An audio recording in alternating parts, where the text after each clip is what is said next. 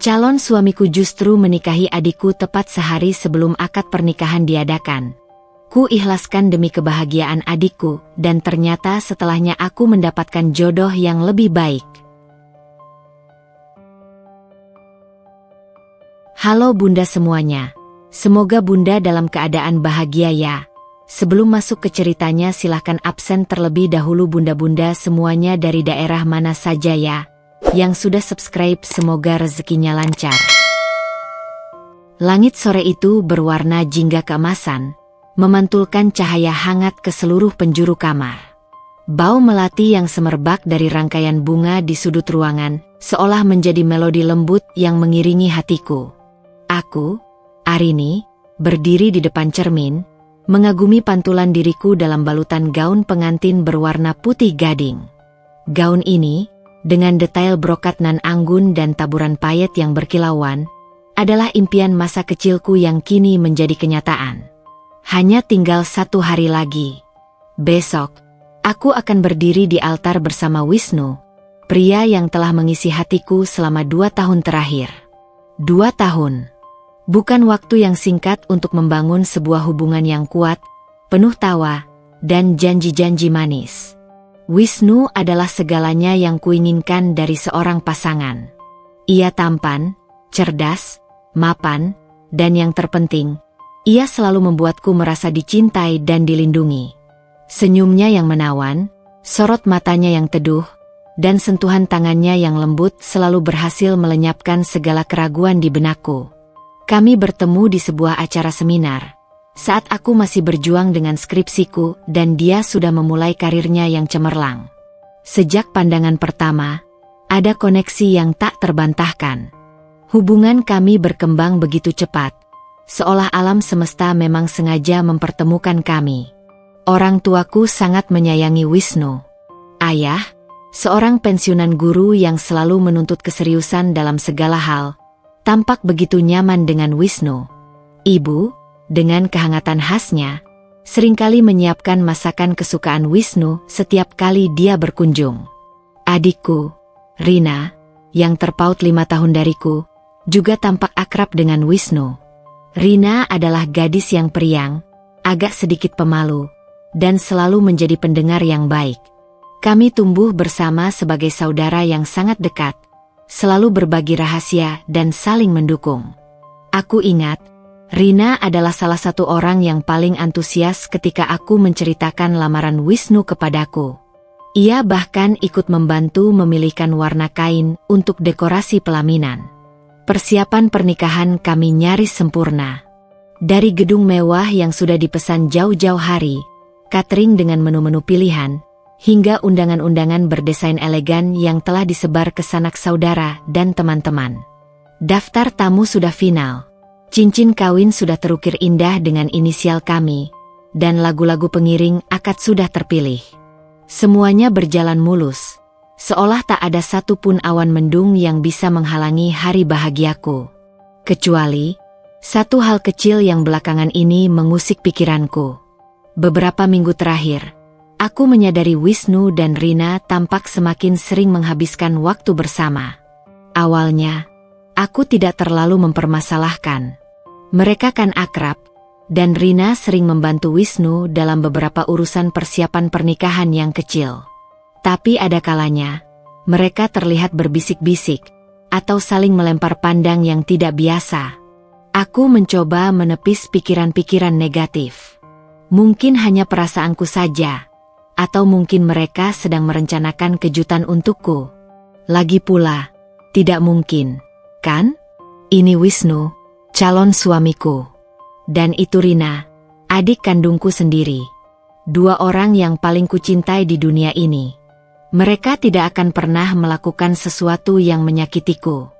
Namun, di balik senyum lebar yang kuukir di depan cermin, ada sekelebat kegelisahan yang tak bisa kubohongi. Aroma melati yang seharusnya membawa ketenangan, kini terasa sedikit mencekam, seolah menyimpan sebuah rahasia yang siap terungkap. Aku hanya berharap, ini semua hanyalah kecemasan jelang pernikahan yang wajar. Besok, semua keraguan ini akan hilang, dan aku akan bangun sebagai seorang istri yang bahagia. Malam itu seharusnya menjadi malam terakhirku sebagai Nona Arini, malam penuh harap akan esok yang cerah. Namun, kenyataan jauh dari harapan. Seluruh anggota keluarga besar kami telah berkumpul di rumah, disibukkan dengan persiapan akhir, tawa riang, dan obrolan hangat yang seharusnya menenangkan. Namun, di dalam diriku, justru gelombang kegelisahan kian membesar, menggerogoti setiap sendi keyakinanku. Aku pamit duluan ke kamar, beralasan letih setelah seharian mengecek detail dekorasi dan menjamu tamu. Sejujurnya, yang kuinginkan hanyalah kesendirian, mencoba mencari jawaban atas firasat buruk yang terus menghantuiku. Aroma melati dari rangkaian bunga segar yang kusertakan dalam dekorasi kamar seharusnya membawa ketenangan. Tetapi malam itu, wanginya justru terasa menyesakan, seolah membelit leherku. Aku mencoba memejamkan mata, memaksakan diri untuk terlelap, berharap kecemasan ini hanyalah efek dari stres menjelang pernikahan. Namun, sia-sia. Bayangan Wisnu dan Rina yang tampak terlalu akrab selama beberapa minggu terakhir, bisikan-bisikan mereka yang tak sampai ke telingaku, dan pandangan mata yang terkadang mereka lempar satu sama lain, terus menari-nari di benakku, memicu detak jantungku yang tak beraturan. Rasanya ada yang tidak beres, sesuatu yang mengganjal, sebuah rahasia yang tersembunyi rapat. Firasat seorang wanita, terkadang memang sekuat itu, bahkan mampu menembus tirai keraguan. Aku menyerah pada usaha untuk tidur. Tubuhku terasa panas dingin, dan tenggorokanku kering. Mungkin segelas air dingin bisa sedikit meredakan gejolak di dadaku ini. Aku bangkit dari tempat tidur, melangkah perlahan keluar kamar, menuruni tangga menuju dapur. Rumah sudah mulai sepi. Sebagian besar anggota keluarga sudah kembali ke kamar masing-masing setelah seharian penuh kesibukan. Hanya lampu-lampu temaram yang menyala, menciptakan suasana hening yang mencekam. Saat melintasi ruang keluarga, langkahku tiba-tiba terhenti. Dari arah taman belakang, yang pintunya sedikit terbuka, aku mendengar suara-suara lirih. Itu suara Wisnu dan Rina. Jantungku seketika mencelos. Rasanya melorot sampai ke ujung kaki. Firasat terburukku seolah mengamuk, menuntut pembuktian. Aku mendekat, perlahan, seperti ditarik oleh magnet tak kasat mata. Pintu geser yang sedikit menganga itu menjadi celah yang sempurna untuk pendengaranku menangkap setiap patah kata yang mereka ucapkan. Aku tidak bisa, Wisnu. Kudengar suara Rina yang serak, terdengar seperti habis menangis, penuh keputusasaan. Ini salah. Ini Arini. Kakakku sendiri. Seluruh aliran darahku membeku. Rasanya seperti ribuan jarum menusuk-nusuk hatiku. Kemudian, suara Wisnu menyusul, lebih berat, penuh penyesalan, namun juga ada nada tekad yang aneh. Tapi aku mencintaimu, Rina. Bukan dia. Sejak awal, hatiku memilihmu. Aku tahu ini salah. Aku tahu ini kebohongan besar. Tapi aku tidak bisa membohongi perasaanku lagi. Kita harus jujur pada Arini. Bukan dia? Kalimat itu, seolah sebuah palu godam raksasa, menghantam tepat di ulu hatiku. Aku, Arini, calon istrinya, yang sudah menyiapkan segalanya dengan penuh cinta dan harap untuk hari esok? Semua impian, semua janji, semua kebahagiaan yang kubangun bersamanya selama 2 tahun ini, hancur berkeping-keping dalam 1 detikan saja. Rasa sesak meremas paru-paruku, membuatku sulit bernapas. Air mata sudah membanjiri pipiku, panas mengalir, namun aku tidak bisa mengeluarkan suara. Tubuhku kaku, tidak mampu bergerak, seolah membatu di tempat. Aku terus mendengar, seolah ingin menyiksa diri sendiri dengan setiap pengakuan pahit yang keluar dari bibir mereka. Bisikan-bisikan itu, yang semula kuanggap kecemasan biasa, kini terkuak menjadi kenyataan yang jauh lebih brutal dari yang bisa kubayangkan. Bagaimana dengan besok? Suara Rina terdengar panik, getir. Semua sudah siap, Wisnu. Undangan sudah disebar, gedung sudah dihias. Ibu dan ayah akan sangat terpukul. Aku tahu, Rina, aku tahu, sahut Wisnu. Nadanya terdengar tercampur antara rasa bersalah yang teramat dalam dan tekad yang kuat. Tapi lebih baik sekarang daripada nanti. Lebih baik terluka sekarang daripada hidup dalam kebohongan seumur hidup. Aku tidak bisa berpura-pura lagi mencintai Arini. Aku harus mengatakan ini padanya. Aku minta maaf padamu, Rina, karena telah menyeretmu dalam kebohongan dan situasi sulit ini. Kebohongan? Jadi selama ini, semua yang kami jalani, hubungan kami, persiapan pernikahan ini, semuanya adalah sebuah kebohongan besar yang mereka ukir di belakangku? Aku tak sanggup lagi mendengarnya. Kakiku lemas, tak mampu menopang berat tubuhku, dan aku hampir terjatuh. Namun, entah dari mana datangnya kekuatan, aku mundur perlahan, sehati-hati mungkin agar tidak menimbulkan suara. Lalu, aku berbalik, berlari sekencang mungkin, menaiki tangga kembali ke kamarku. Pintu kamarku kubuka, lalu kututup rapat-rapat. Kunci kuputar, seolah ingin mengunci semua rasa sakit di dalam sana. Dan detik itu juga, tangisku pecah. Aku merosot ke lantai, memeluk lututku erat-erat, dan membiarkan setiap tetes air mata, setiap rasa sakit, amarah, dan rasa dikhianati mengalir keluar tanpa hambatan. Impian pernikahanku, kepercayaanku pada Wisnu, bahkan pada adikku sendiri, semuanya hancur lebur dalam satu malam yang seharusnya menjadi malam terakhir kebebasanku.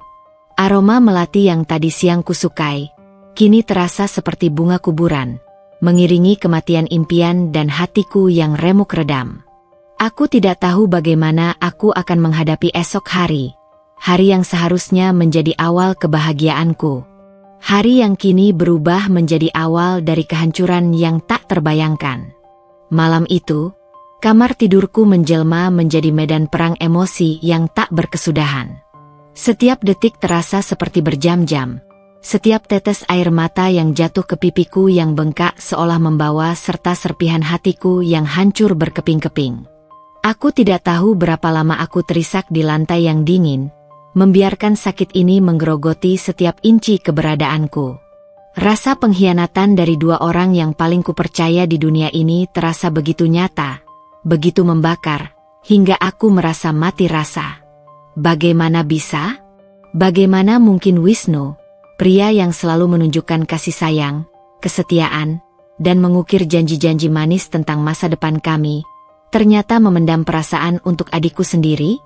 Dan Rina, adik kandungku, belahan jiwaku yang selalu kucintai dan kuanggap sebagai bagian tak terpisahkan dari diriku, tega melakukan ini di belakangku, tepat di hari yang seharusnya menjadi puncak kebahagiaanku. Saat fajar mulai menyingsing, memecah kegelapan malam dengan semburat jingga keabu-abuan yang seharusnya membawa harapan, kepalaku berdenyut hebat. Mataku terasa bengkak, perih, dan lengket karena air mata yang mengering. Aku mencoba bangkit, tubuhku terasa ringkih, seolah semua energiku terkuras habis oleh badai emosi semalam. Gaun pengantin yang seharusnya kupakai sebentar lagi, kini tergantung di lemari, seolah mengejek impian yang telah hancur. Hari ini, hari yang seharusnya menjadi hari paling bahagia dalam hidupku, awal dari babak baru yang indah. Tapi kini, hari ini adalah mimpi buruk terburuk yang tak pernah kubayangkan dalam skenario terliar sekalipun. Aku mendengar suara-suara di luar kamar. Langkah kaki yang tergesa, bisikan-bisikan cemas yang samar, tapi cukup untuk kudengar. Pasti ada yang menyadari ketidakberadaku di ruang keluarga, atau mungkin mereka sudah tahu apa yang terjadi. Kecemasan yang kurasakan semalam ternyata benar adanya. Beberapa menit kemudian, ketukan di pintu terdengar. Pelan, tapi penuh kekhawatiran yang jelas. Arini, nak, buka pintunya. Sayang, itu suara ibu. Lembut, namun syarat kekhawatiran yang menusuk hingga ke ulu hati. Aku diam. Tidak punya kekuatan untuk menjawab, apalagi untuk menggerakkan tanganku membuka pintu. Rasanya ingin tenggelam dalam keputusasaan ini sendirian. Arini, Ini ibu. Nak, apa yang terjadi? Wisnu dan Rina ada di bawah. Suara ibu terputus, seperti menahan isak yang memilukan. Aku tahu, pasti sudah ada pengakuan. Wisnu pasti sudah mengungkapkan segalanya kepada orang tua kami. Tidak mungkin dia berani menikahi Rina tanpa memberitahu mereka, apalagi dengan semua persiapan yang sudah dilakukan. Jadi, mereka sudah tahu. Dan sekarang, aku harus menghadapi badai yang baru saja menerjangku, bukan hanya sendirian, melainkan di hadapan seluruh keluarga. Akhirnya, dengan sisa kekuatan yang tersisa, aku memutar kunci dan membuka pintu. Wajah ibu langsung tampak di ambang pintu, matanya merah sembab, jejak air mata jelas terlihat di pipinya. Di belakangnya, ayah berdiri dengan wajah tegang, kerutan di dahinya semakin dalam, memancarkan kesedihan dan kebingungan yang mendalam. Begitu melihatku, ibu langsung memelukku erat, tangisnya pecah, membasahi bahuku. Arini, nak, maafkan ibu tidak tahu. Bisiknya di telingaku, suaranya sesak oleh tangis. Aku hanya bisa membalas pelukannya, tak mampu berucap sepatah kata pun. Semua yang ingin kukatakan, semua pertanyaan yang berjejal di benakku, terasa tercekat di tenggorokanku. Ayah menarik napas panjang, mencoba menenangkan diri dan ibu. Nak, kita harus bicara. Wisnu dan Rina ada di ruang keluarga.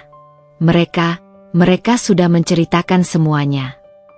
Nadanya terdengar begitu lelah dan terpukul. Aku mengangguk lemah, melepaskan pelukan ibu yang masih memelukku erat. Aku tahu ini akan datang.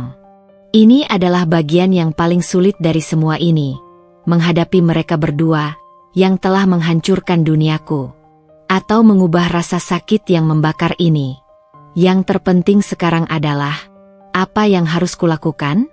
Bagaimana aku akan menghadapi sisa hari ini, dan seluruh hidupku setelahnya? Jarum jam terus berputar, kejam dan tanpa ampun. Sebentar lagi, tepat pukul 8 pagi, rombongan keluarga Wisnu akan tiba untuk acara akad nikah. Para penata rias dan perias pengantin akan segera datang untuk sentuhan terakhir. Catering sudah siap sedia dengan hidangan yang sudah dipesan. Kursi-kursi di area akad sudah tertata rapi. Semuanya menunggu. Situasi ini seperti bom waktu yang siap meledak dengan dahsyat di tengah-tengah kebahagiaan yang dipalsukan, mempermalukan tidak hanya diriku, tapi juga kedua orang tuaku dan seluruh keluarga besar. Aku menutup mata sejenak, merasakan denyutan di pelipisku yang bengkak. Aku menarik napas dalam-dalam, mencoba mengumpulkan setiap serpihan kekuatan terakhir yang tersisa dalam diriku. Pikiran dan hatiku beradu, bertarung sengit, mencoba mencari jalan keluar dari labirin kehancuran dan rasa sakit yang tiada tara ini. Haruskah aku marah? Berteriak sekeras-kerasnya? Memaki mereka berdua atas pengkhianatan kejam ini, melampiaskan semua rasa sakit yang telah mereka torehkan? Haruskah aku membatalkan semuanya, tanpa peduli konsekuensi, mempermalukan diri sendiri dan keluarga besar di hadapan ratusan tamu yang sudah berdatangan? Jika aku membatalkan pernikahan ini, pasti akan ada kekacauan besar yang tak terbayangkan. Nama keluarga akan tercoreng selamanya. Wisnu dan Rina akan menjadi bahan gunjingan seisi kota, dicap sebagai pengkhianat. Ibu dan ayah pasti akan sangat terpukul, bukan hanya karena putrinya dikhianati dan pernikahannya hancur, tapi juga karena aib yang akan menimpa keluarga kami. Di sisi lain, jika aku memaksakan diri untuk melanjutkan pernikahan ini dengan Wisnu, aku akan hidup dalam kebohongan besar seumur hidupku. Pernikahanku akan dibangun di atas fondasi pengkhianatan, kepalsuan, dan cinta yang tidak berbalas, setidaknya dari pihak Wisnu. Aku tidak akan pernah bisa bahagia. Jiwaku akan terus-menerus merana. Otakku bekerja keras, memproses semua skenario yang mungkin terjadi dan konsekuensi pahit yang menyertainya. Di tengah kekacauan dan kekalutan yang melanda, sekelebat kenangan muncul, bagai kilat di tengah badai. Kenangan tentang bagaimana Rina, adikku, selalu memimpikan kebahagiaan. Bagaimana ia selalu ingin melihatku bahagia. Bagaimana ia selalu mendahulukan orang lain. Meskipun terkadang ia sendiri merasa canggung dan pemalu di tengah keramaian.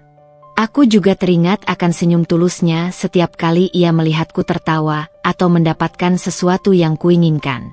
Rina, adikku yang lugu, yang selalu kubela dan kulindungi. Pandanganku kembali tertuju pada Rina, yang masih menunduk dalam, bahunya bergetar hebat menahan tangis. Di wajahnya, selain rasa bersalah yang kentara, juga ada ketakutan yang mendalam. Ketakutan akan apa yang akan terjadi padanya, pada hubungannya dengan Wisnu, dan pada hubungannya denganku sebagai kakaknya. Dan entah dari mana datangnya, sebuah pemikiran aneh, namun begitu kuat, muncul di benakku. Jika aku mengikhlaskan ini, jika aku melepaskan mereka, setidaknya aku bisa menyelamatkan kebahagiaan mereka, kebahagiaan adikku, dan mungkin menjaga martabat keluarga dari kehancuran yang lebih besar di mata masyarakat. Rasa sakit itu tidak akan hilang begitu saja. Aku tahu itu. Mungkin akan membekas selamanya. Tapi mungkin, dengan mengikhlaskan, aku bisa menemukan kedamaian yang lebih cepat, melangkah maju tanpa beban dendam yang mengikatku. Bukankah kebahagiaan adikku juga merupakan bagian dari kebahagiaanku? Walaupun jalan yang mereka pilih sangat melukai hatiku, tapi aku melihat mereka berdua, dan aku melihat bagaimana mereka juga tersiksa oleh rasa bersalah dan keputusan mereka. Aku mengangkat kepalaku, menatap Wisnu dan Rina bergantian dengan sorot mata yang mungkin terlihat hampa, namun penuh dengan keputusan yang sudah bulat. Suaraku tercekat, serak karena tangisan dan emosi yang membuncah, tapi aku memaksakannya keluar. Nyaris seperti bisikan yang nyaring. Kalian, kataku, membuat mereka berdua tersentak kaget dan serentak mengangkat kepala menatapku. Ibu dan ayah juga terdiam, menahan napas, menanti setiap kalimatku selanjutnya dengan cemas. Kalian tidak perlu memohon maaf lagi. Aku sudah mendengar semuanya. Semua yang terjadi di antara kalian. Ada jeda sejenak, di mana hanya detak jantungku yang terdengar begitu keras di telingaku. Aku menarik napas lagi, menahan gejolak di dada yang seolah ingin meledak. Aku mengikhlaskan kalian. Mata Rina membelalak tak percaya, disusul oleh isakan yang lebih keras. Wisnu juga terlihat terkejut, namun di matanya, aku melihat sedikit, sangat sedikit, kelegaan yang samar, meskipun diselimuti penyesalan yang mendalam. Menikahlah, lanjutku, suaraku sedikit lebih jelas, meskipun masih bergetar hebat. Aku tidak menatap mereka lagi, pandanganku mengarah pada ayah dan ibu. Menikahlah hari ini. Aku tidak akan menghalangi. Akad bisa tetap berjalan. Aku kembali menatap Wisnu dan Rina. Tapi, kalian harus tahu, ini adalah keputusan yang sangat, sangat berat bagiku. Aku melakukannya bukan karena aku tidak sakit hati, bukan karena aku tidak merasakan pengkhianatan yang luar biasa, tapi karena aku tidak ingin ada lagi kebohongan. Dan aku tidak ingin melihat adikku sendiri hidup dalam ketakutan atau penyesalan seumur hidupnya. Ibu mendekat, memegang tanganku yang dingin dan gemetar. Arini, nak, apa yang kamu katakan? Kamu yakin? Suaranya penuh kepiluan dan kebingungan. Ayah menatapku tajam, mencoba membaca raut wajahku, seolah mencari tahu apakah aku benar-benar serius dengan ucapanku, apakah aku tidak akan menyesal. Aku menatap mereka berdua, lalu kembali ke Wisnu dan Rina yang masih terdiam membisu, memproses kata-kataku. Aku akan pergi dari sini. Aku tidak akan hadir di akad kalian. Aku menatap Rina, mencoba menyampaikan pesan tanpa kata-kata. Kalian bisa melanjutkan acara ini, seperti yang sudah direncanakan. Semua tamu sudah datang.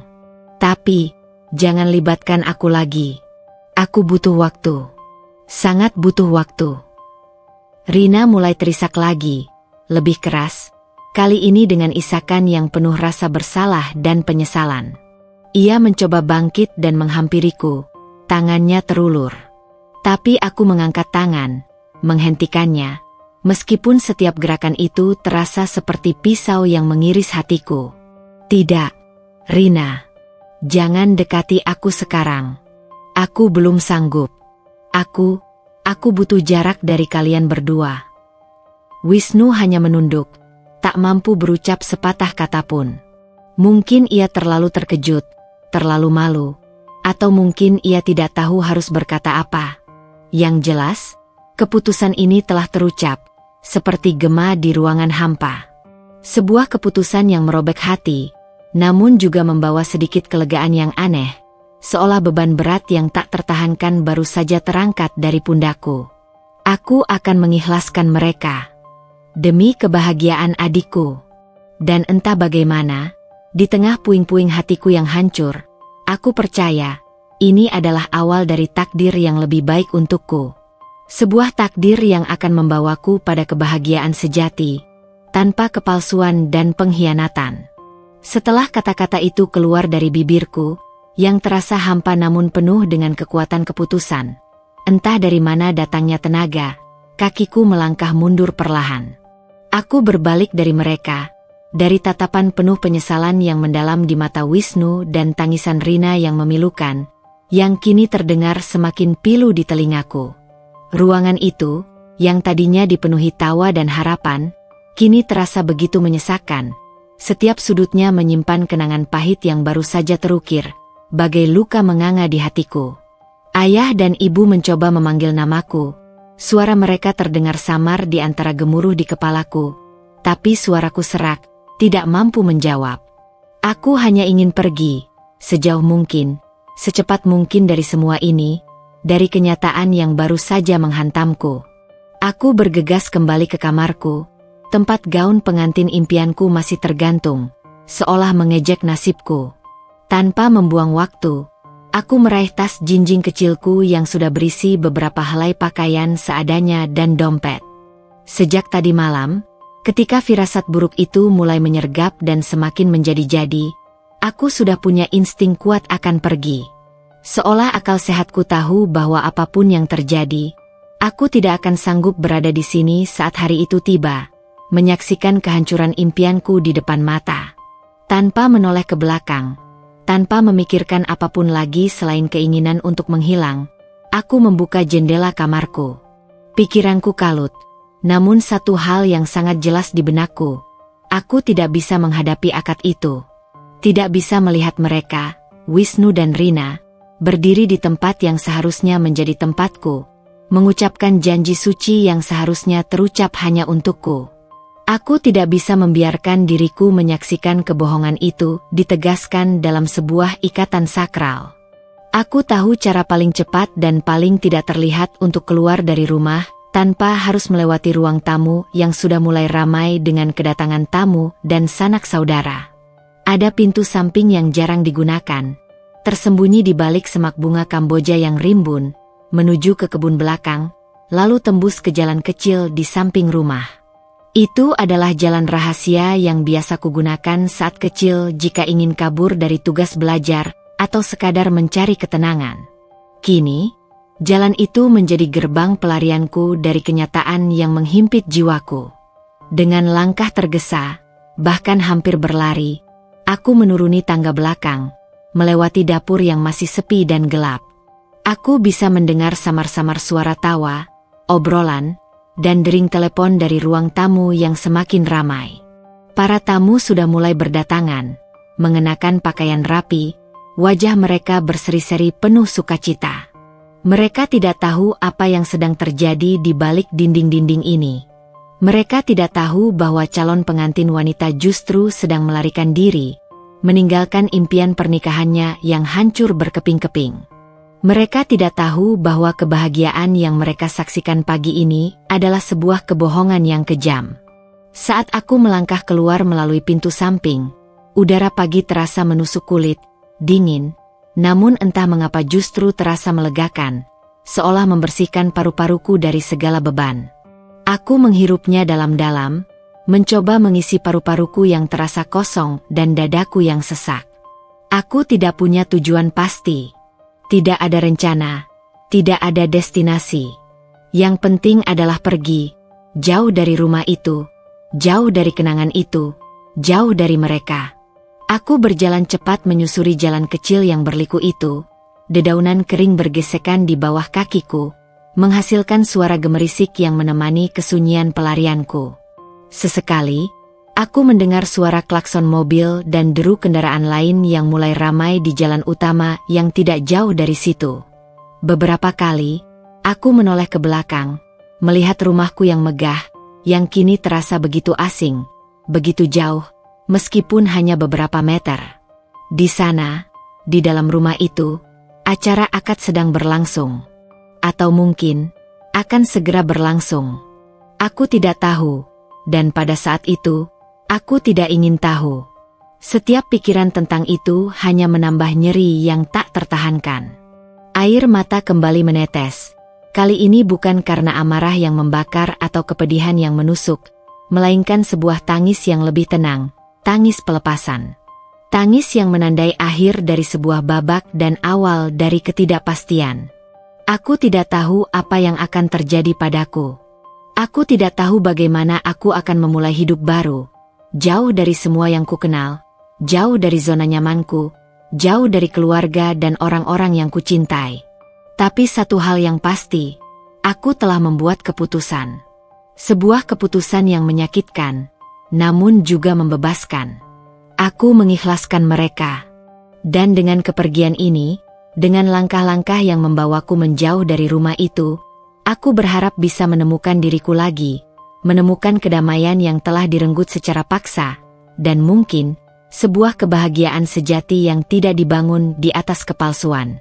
Aku terus berjalan, langkah kakiku semakin cepat, semakin mantap, meninggalkan rumah, meninggalkan kenangan pahit, meninggalkan sakit hati. Aku hanya ingin melangkah maju, meskipun jalanku di depan masih kabur dan tak menentu. Ini adalah awal dari babak baru dalam hidupku, sebuah lembaran kosong yang entah akan membawaku kemana. Namun aku percaya, ada cahaya di ujung sana.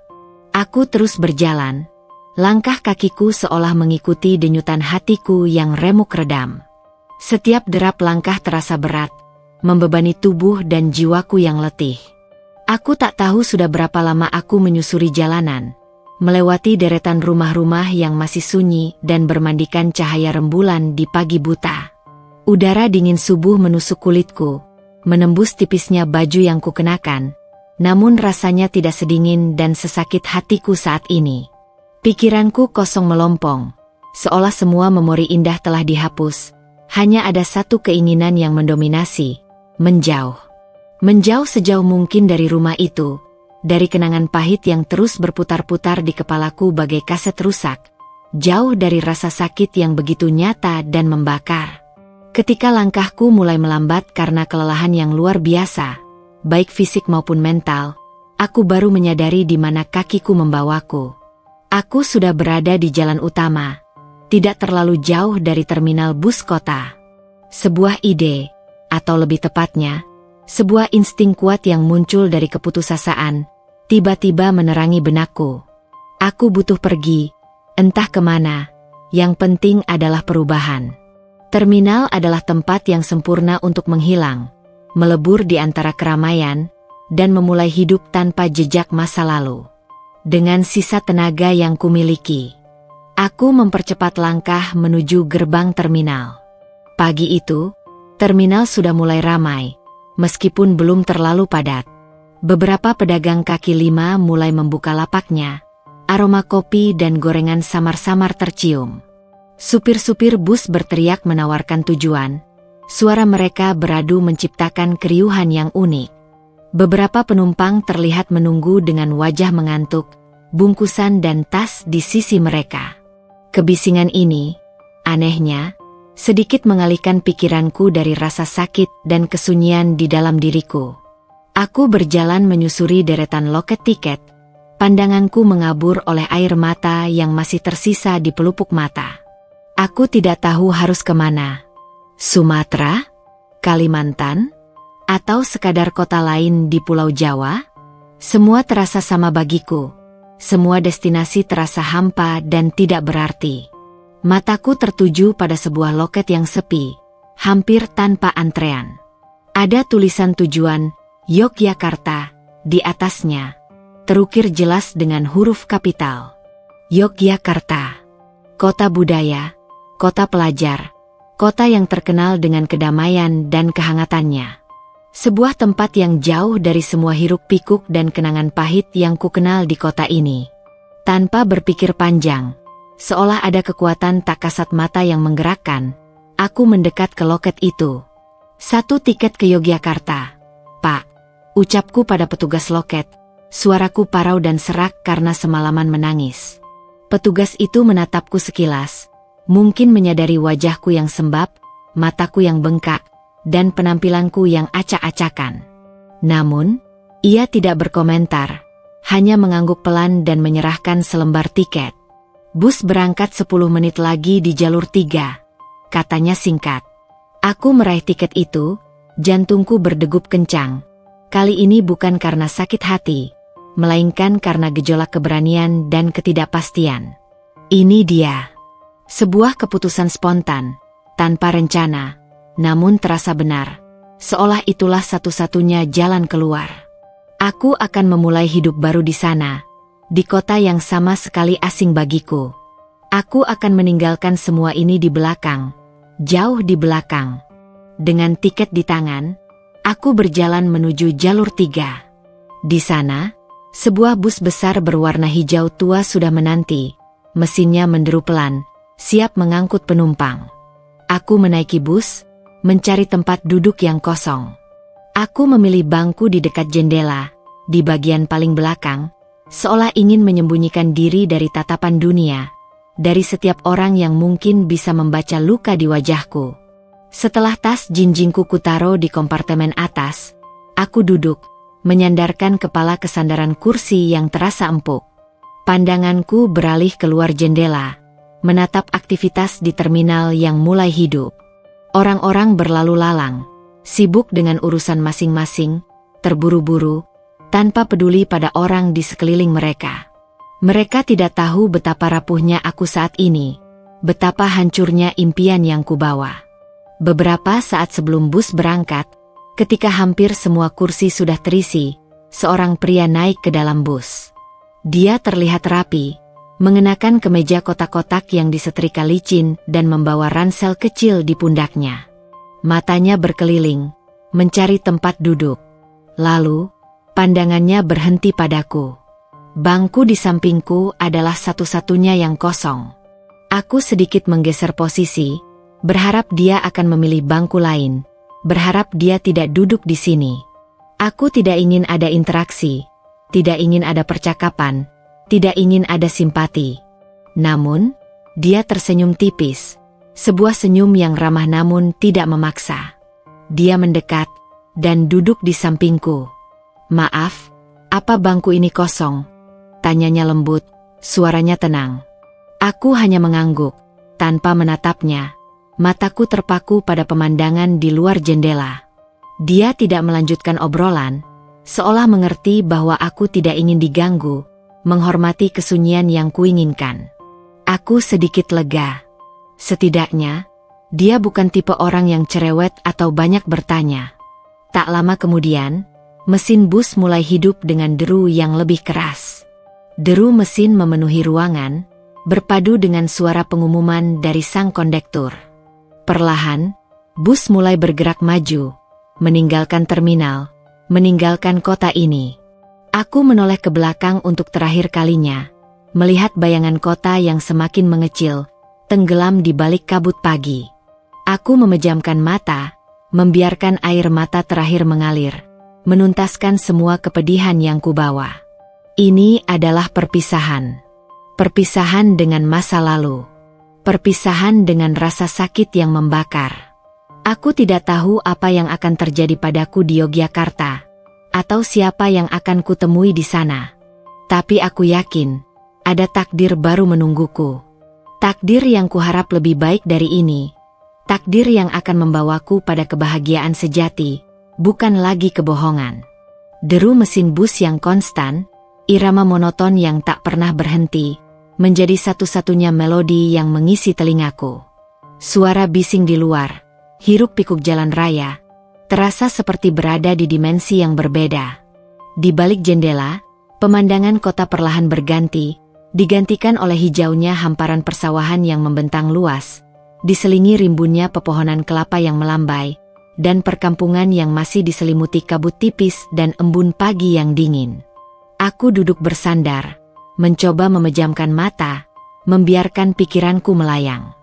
Bukan untuk beristirahat atau mencari ketenangan, melainkan untuk menenggelamkan diri dalam kesunyian, menjauhkan diri dari ingatan-ingatan yang terus berkelebat dan memutar-mutar di benakku, bagai film rusak yang tak ada habisnya. Perjalanan ini terasa begitu panjang, bukan karena jarak yang harus ditempuh, melainkan karena beban berat di hatiku yang seolah menekan setiap inci jiwaku. Setiap guncangan bus di jalanan berlubang, setiap tikungan tajam, seolah menambah nyeri yang belum sepenuhnya reda, memperdalam luka yang menganga. Aku membuka mata perlahan, menatap pantulan diriku di kaca jendela yang sedikit buram. Wajahku terlihat begitu asing, mata bengkak dan merah, kulit pucat, seolah sisa-sisa kebahagiaan dan semangat hidup telah terkuras habis tak bersisa. Ini bukan Arini yang kukenal. Ini adalah Arini yang baru saja hancur. Arini yang terluka, Arini yang berusaha untuk bertahan. Pria di sampingku, yang tadi duduk tanpa suara, kini juga diam, tenggelam dalam dunianya sendiri. Ia tampak fokus pada ponselnya, jemarinya lincah di layar, sesekali tersenyum tipis pada sesuatu yang ia lihat. Aku bersyukur ia tidak cerewet, tidak bertanya ini itu, tidak mencoba mencairkan suasana dengan obrolan basa-basi yang akan terasa seperti siksaan bagiku. Aku tidak sanggup berbicara dengan siapapun saat ini. Setiap kata yang keluar dari mulutku rasanya akan membawa serta air mata yang masih menggenang di pelupuk mata, siap tumpah kapan saja. Meskipun di pagi buta tadi aku sudah mengucapkan kata ikhlas, sebuah kata yang begitu agung dan berat. Nyatanya proses untuk benar-benar mengikhlaskan tidak semudah membalikkan telapak tangan. Bayangan Wisnu yang mengungkapkan perasaannya pada Rina, bisikan-bisikan mereka di taman belakang yang seharusnya menjadi saksi bisu kebahagiaanku, dan pengakuan mereka berdua di hadapan orang tuaku yang penuh rasa sakit, terus berputar-putar seperti film horor yang diputar berulang kali di benakku. Aku mengingat setiap detail, setiap ekspresi wajah, setiap kata yang menusuk. Rasa sakitnya masih segar, seperti luka sayatan yang belum mengering, bahkan terasa semakin perih setiap kali aku mencoba memejamkan mata. Aku mencoba mengalihkan perhatian, memaksa diriku untuk menatap keluar jendela lagi, mencari distraksi. Sawah-sawah membentang luas, hijau membentang sejauh mata memandang. Beberapa petani sudah terlihat mulai bekerja di tengah lumpur, mencangkul atau menanam bibit. Langit semakin cerah, burung-burung berkicau riang, melompat dari dahan ke dahan. Semuanya bergerak, semuanya hidup, semuanya tampak melanjutkan hari dengan normal, sementara aku merasa statis, terjebak dalam kehampaan dan puing-puing masa lalu. Kilasan ingatan tentang Rina, adikku, kembali muncul. Dia selalu manja padaku, selalu menganggapku sebagai pahlawannya, kakak yang bisa diandalkan. Aku ingat bagaimana kami sering berbagi pakaian, bergosip tentang teman sekolah, dan bahkan berbagi rahasia cinta monyet yang lugu. Hubungan kami lebih dari sekadar saudara kandung. Kami adalah sahabat, belahan jiwa yang tak terpisahkan. Dan sekarang, dia yang telah menikamku dari belakang. Sebuah pertanyaan tanpa jawaban terus menghantuiku. Apakah dia menyesal? Apakah dia bahagia di hari pernikahannya yang seharusnya menjadi hari pernikahanku? Atau apakah dia juga merasakan kekosongan yang sama seperti yang kurasakan ini? Aku menggigit bibir bawahku dengan kuat, merasakan perihnya, mencoba menahan isakan yang tiba-tiba ingin keluar, memaksakan diri agar tidak runtuh lagi.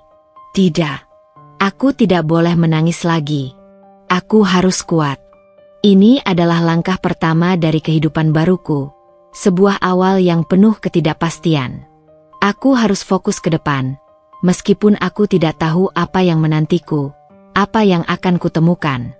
Beberapa jam berlalu dengan begitu lambat. Akhirnya, bus berhenti di sebuah rumah makan yang cukup besar untuk istirahat. Penumpang mulai turun satu persatu, meregangkan badan yang kaku setelah perjalanan panjang, mencari sarapan atau sekadar pergi ke toilet. Pria di sampingku juga ikut turun. Aku memilih untuk tetap di dalam bus. Aku tidak ingin berinteraksi dengan siapapun.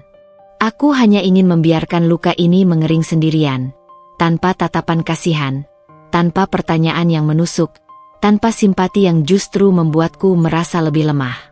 Aku mengeluarkan ponselku, menatap layar yang menunjukkan puluhan panggilan tak terjawab dari ibu dan ayah. Ada juga beberapa pesan singkat dari beberapa kerabat yang bertanya tentang kabarku. Aku menghela napas panjang. Aku tahu mereka khawatir, dan aku merasa bersalah karena telah membuat mereka cemas di hari yang seharusnya penuh sukacita. Tapi aku belum sanggup mengangkat telepon mereka, belum sanggup menjelaskan, belum sanggup mendengar suara mereka. Aku butuh ruang, butuh waktu yang sangat banyak untuk mencerna semua ini dan mengumpulkan kekuatanku lagi. Akhirnya, aku hanya membalas pesan singkat kepada ibu, menulis singkat bahwa aku baik-baik saja dan akan menghubunginya nanti setelah merasa lebih tenang, setelah aku menemukan sedikit kedamaian. Ponsel kuletakkan kembali di tas, menyembunyikannya dari pandangan. Pemandangan di luar jendela kini diisi dengan orang-orang yang sibuk makan, mengobrol, dan tertawa lepas. Mereka terlihat begitu ringan, begitu bebas dari beban. Aku iri. Kapan aku bisa merasakan kebebasan seperti itu lagi? Kebebasan dari beban hati yang begitu berat, dari luka pengkhianatan yang menganga.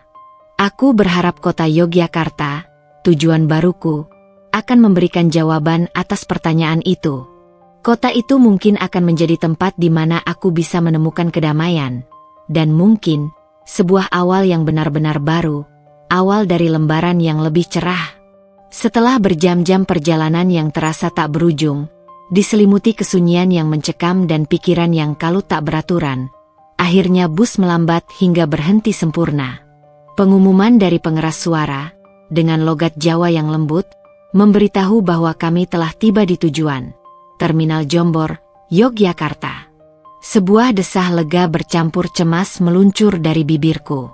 Ini dia. Awal dari babak baru yang penuh ketidakpastian, namun juga sebuah peluang untuk menulis ulang takdirku. Aku membuka mata perlahan, menatap keluar jendela. Pemandangan terminal di Yogyakarta tidak jauh berbeda dengan terminal di kota asalku. Ramai, bising, penuh hiruk-pikuk manusia dan kendaraan. Namun entah mengapa terasa lebih tenang, lebih ramah. Aku meraih tasku, mengambil langkah pertama keluar dari bus, mengikuti arus penumpang lain yang bergegas menuju pintu keluar. Udara sore di Yogyakarta terasa lebih hangat dan lembab. Semilir angin membawa aroma bunga Kamboja yang wangi, bercampur sedikit dengan bau knalpot bus dan aroma khas tanah basah setelah gerimis. Aku berdiri di pinggir terminal, dikelilingi keramaian yang bergerak cepat. Namun anehnya, aku merasa begitu sendirian, begitu terisolasi. Aku tidak tahu harus kemana. Tidak ada teman, tidak ada sanak saudara, tidak ada peta hidup yang pasti di kota ini. Hanya ada aku, dengan hati yang masih terluka dan berdarah, dan sebuah tekad membaja untuk memulai semuanya dari nol, tanpa bantuan siapapun. Mbak, butuh taksi? Ojek. Suara seorang bapak supir taksi yang ramah memecah lamunanku. Wajahnya yang keriput menunjukkan senyum tulus. Aku menggeleng pelan. Tidak, Pak, terima kasih. Jawabku, suaraku masih sedikit serak. Aku mengeluarkan ponselku. Layarnya menyala, menunjukkan puluhan panggilan tak terjawab dari ibu, ayah, dan bahkan Rina. Sebuah pesan singkat dari Rina menarik perhatianku. Kak, maafkan aku. Aku tahu kakak membenciku. Tapi aku tidak bisa hidup tanpamu. Tolong hubungi aku, Kak. Air mata kembali menggenang. Namun kali ini kutahan sekuat tenaga. Aku tahu mereka khawatir, sangat khawatir. Dan aku merasa bersalah karena telah membuat mereka cemas di hari yang seharusnya penuh kebahagiaan. Tapi aku belum siap untuk kembali ke sana, bahkan melalui suara di telepon. Luka ini terlalu dalam untuk disentuh lagi. Aku memutuskan untuk mencari penginapan terdekat untuk malam ini. Menggunakan aplikasi peta di ponselku, aku menemukan sebuah losmen kecil tak jauh dari terminal, dengan ulasan yang cukup baik. Namanya, Losmen Kembang Sepatu. Mungkin ini akan menjadi tempat perlindungan sementaraku, sebuah tempat untuk menenangkan diri dan merancang langkah selanjutnya. Aku berjalan kaki, menyeret tasku yang terasa semakin berat, menyusuri jalanan yang ramai dengan motor dan becak yang lalu lalang. Bangunan-bangunan tua berarsitektur khas Jawa mulai terlihat, berpadu harmonis dengan kafe-kafe modern dan toko-toko souvenir yang menarik. Suasana kota ini terasa lebih hidup, lebih santai, namun juga menyimpan ketenangan yang unik. Setibanya di losmen, aku langsung memesan kamar. Kamar itu sederhana, hanya ada tempat tidur, meja kecil, dan kamar mandi dalam. Dindingnya berwarna krem dan berbau lembab. Tapi bagiku, itu sudah lebih dari cukup. Setidaknya aku punya tempat untuk merebahkan diri, jauh dari ingatan yang menyakitkan, jauh dari tatapan simpati atau penasaran. Aku meletakkan tasku di lantai, lalu merebahkan diri di tempat tidur yang beralas tipis. Rasanya seluruh energiku terkuras habis, setiap sendi terasa pegal dan remuk. Malam itu, aku tidak bisa tidur nyenyak. Sekali lagi, bayangan Wisnu dan Rina muncul, menghantuiku di setiap sudut kamar yang gelap. Aku membayangkan mereka berdua kini sudah sah menjadi suami istri. Apakah mereka bahagia? Apakah mereka akan hidup bahagia di atas penderitaanku? Aku mencoba mengusir pikiran-pikiran itu sekuat tenaga. Aku sudah ikhlas. Aku harus terus mengingatkan diriku akan hal itu, berulang kali, hingga kata itu meresap ke dalam jiwaku. Keesokan harinya, aku bangun dengan tekad baru yang perlahan mulai tumbuh di antara puing-puing hatiku. Aku tidak bisa terus-menerus meratapi nasib. Aku harus mencari pekerjaan, mencari tempat tinggal permanen, dan membangun hidupku sendiri di kota ini. Yogyakarta, yang tadinya hanya kota tujuan acak, kini terasa seperti kanvas kosong yang siap kuwarnai. Aku mulai dengan mencari informasi lowongan pekerjaan di internet, mengirimkan beberapa lamaran ke perusahaan-perusahaan yang sesuai dengan latar belakang pendidikanku di bidang desain grafis, meskipun aku tahu itu tidak akan mudah. Aku juga mulai menjelajahi Yogyakarta, mencoba mencari kedamaian dan inspirasi. Aku mengunjungi Malioboro, berjalan-jalan di sepanjang jalan yang ramai dengan pedagang, musisi jalanan, dan seniman lokal, menikmati suasana khas kota ini yang begitu hidup. Aku mencicipi gudeg, makanan khas Yogyakarta yang manis dan gurih, dan membeli beberapa batik sebagai oleh-oleh untuk diriku sendiri, sebagai pengingat awal yang baru ini, sebuah simbol keberanian. Setiap langkah yang kuambil di kota ini, setiap pemandangan baru yang kulihat, setiap aroma yang kuhirup, seolah menjadi terapi bagiku. Perlahan tapi pasti, hatiku yang tadinya hancur mulai terisi dengan harapan-harapan kecil yang samar. Aku menemukan diri di sebuah warung kopi tradisional di pinggir jalan yang teduh. Aku memesan secangkir kopi hitam dan duduk di sana, mengamati orang-orang yang berlalu lalang dengan santai. Rasanya aneh, tapi juga damai. Aku adalah orang asing di kota ini, tanpa beban masa lalu, tanpa kenangan pahit yang mengikatku. Aku bisa menjadi siapapun yang kuinginkan, memulai dari nol, tanpa ada yang mengenal sejarahku. Di tengah kesendirian dan kedamaian yang kubangun sendiri itu, aku menyadari satu hal yang penting. Meskipun sakitnya masih ada dan kadang terasa menusuk, aku tidak lagi merasakan amarah yang membakar seperti saat pertama kali tahu. Rasa ikhlas yang kupaksakan di pagi itu, yang kukira hanya sebuah upaya untuk bertahan, kini mulai tumbuh menjadi kenyataan yang menenangkan, sebuah benih kedamaian yang perlahan berakar di hatiku. Aku telah memilih jalan ini, jalan yang mungkin sulit, Tapi aku harus percaya bahwa ada hikmah besar di baliknya. Yogyakarta, kota yang asing ini, mungkin adalah awal dari kebahagiaan yang sesungguhnya. Sebuah kebahagiaan yang dibangun di atas kejujuran dan ketulusan, bukan lagi kepalsuan dan pengkhianatan. Aku siap untuk babak selanjutnya. Hari-hari pertamaku di Yogyakarta berlalu dengan kecepatan yang menipu, diselimuti oleh rutinitas baru yang kuciptakan sendiri sebagai bentuk pertahanan diri. Setelah semalaman beristirahat di losmen sederhana, yang perlahan mulai terasa seperti tempat yang aman, aku mulai melancarkan strategi untuk membangun kembali hidupku dari puing-puing yang tersisa. Prioritas utamaku adalah mencari pekerjaan. Aku tahu, dengan latar belakang pendidikan di bidang desain grafis dan pengalaman magang di beberapa agensi kecil di kota asalku, aku punya modal yang cukup. Namun, aku juga sangat sadar bahwa persaingan di Yogyakarta, sebagai kota pelajar dan kreatif, tidak akan mudah. Pagi-pagi sekali, setelah menyantap sarapan gudeg yang manis dan hangat di warung pinggir jalan dekat losmen, yang perlahan mulai menjadi ritual pagiku, aku akan kembali ke kamar. Aku menyalakan laptop yang selalu menemaniku, membuka jendela kamar agar udara pagi yang sejuk masuk, dan mulai menjelajah dunia digital. Situs-situs lowongan pekerjaan menjadi portal utamaku, jendela menuju kemungkinan-kemungkinan baru. Aku memilah satu persatu iklan pekerjaan, membaca deskripsi dengan teliti, mencari posisi desainer grafis atau posisi kreatif lainnya yang sesuai dengan keahlian dan minatku. Setiap kali menemukan yang cocok, aku segera menyesuaikan curriculum vitae, CV, dan surat lamaranku, memastikan setiap kalimat merefleksikan diriku yang terbaik, lalu mengirimkannya dengan penuh harap, diiringi doa-doa dalam hati. Puluhan lamaranku sebar dalam hitungan hari. Jemariku terasa kaku, namun semangatku tak boleh kendur. Setiap kali menekan tombol kirim, ada secercah harapan yang muncul, diikuti dengan kegelisahan yang membelenggu akan kemungkinan penolakan. Aku tahu, mencari pekerjaan memang butuh kesabaran dan ketekunan yang luar biasa.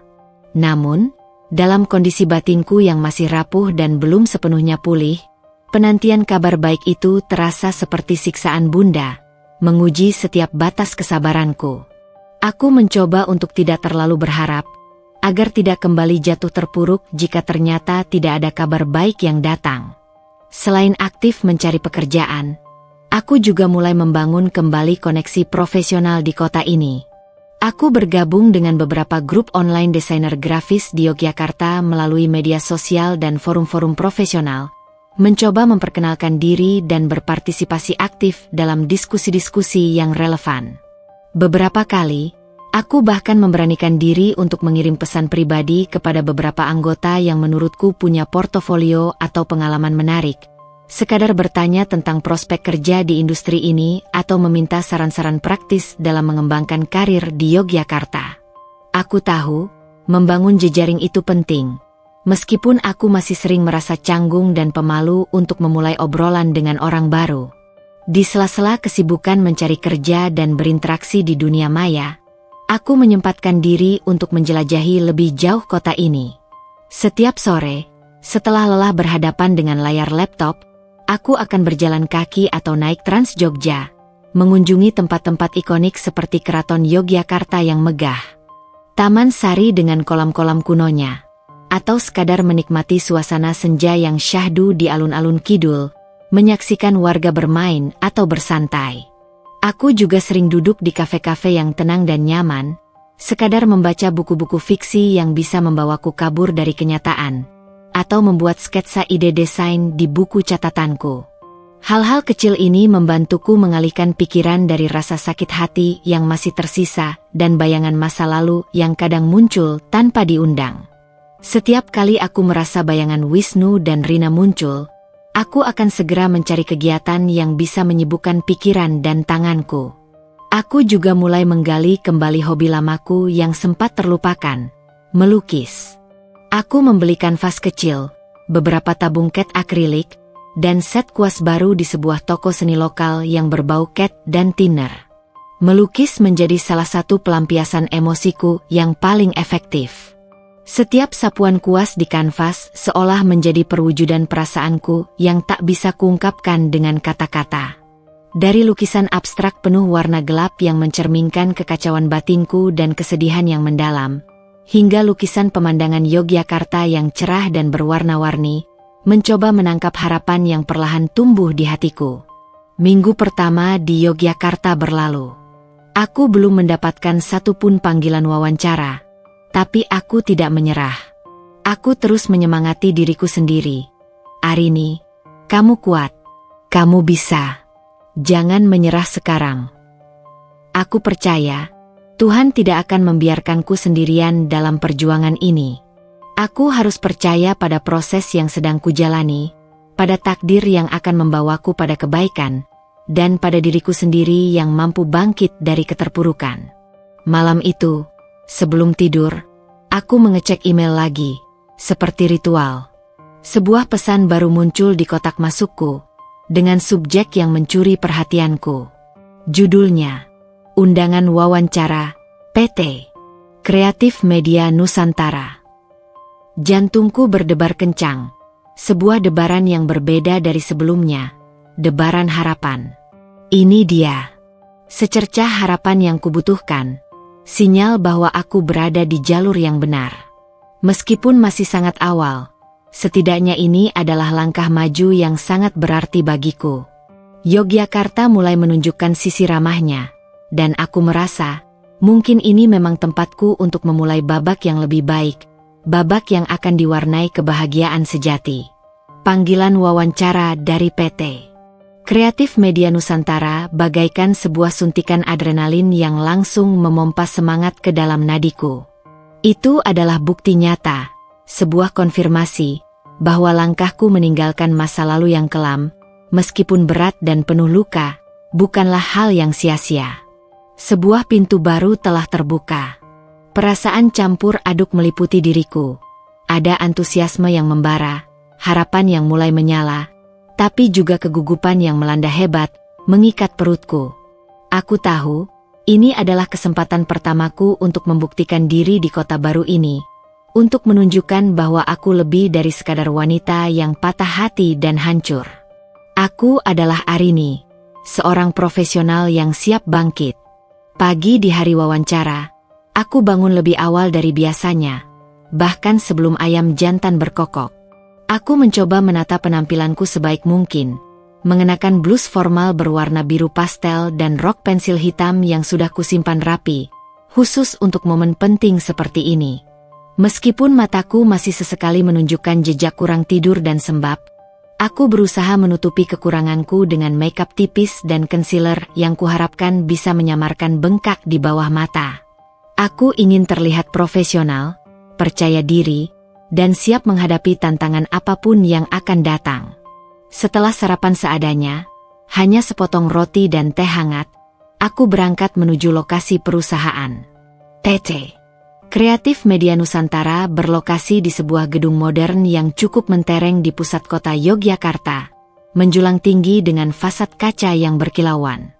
Begitu melangkah masuk, aku disambut suasana kantor yang begitu dinamis, modern, dan dipenuhi dengan dekorasi-dekorasi kreatif yang mencolok mata, mulai dari mural di dinding hingga instalasi seni unik di lobi. Ada energi positif yang langsung terasa, sebuah getaran semangat dan inovasi yang jauh berbeda dengan suasana suram dan sendu yang kutinggalkan di rumah. Aku merasa sedikit lebih rileks, seolah aura tempat ini mampu menepis sedikit beban di pundakku. Wawancara berjalan cukup lancar, meskipun aku merasakan degupan jantungku yang tak beraturan di sepanjang prosesnya. Aku bertemu dengan seorang manajer HRD yang ramah namun juga teliti, dan seorang kreatif direktur yang terlihat berkarisma dan cerdas. Mereka mengajukan berbagai pertanyaan yang mendalam, mulai dari pengalaman kerjaku sebelumnya, detail portofolioku yang sudah kupersiapkan, hingga visi dan misiku dalam dunia desain grafis. Aku berusaha menjawab dengan tenang dan percaya diri, menjelaskan setiap proyek yang pernah kukerjakan dengan detail dan antusiasme. Ada beberapa pertanyaan tentang masa jedaku sebelum pindah ke Yogyakarta, yang kujawab dengan diplomatis dan hati-hati, mengatakan bahwa aku sedang fokus pada pengembangan diri, memperkaya wawasan, dan mencari kesempatan baru yang lebih menantang. Aku tidak ingin masa lalu pribadiku mencoreng kesempatan emas ini.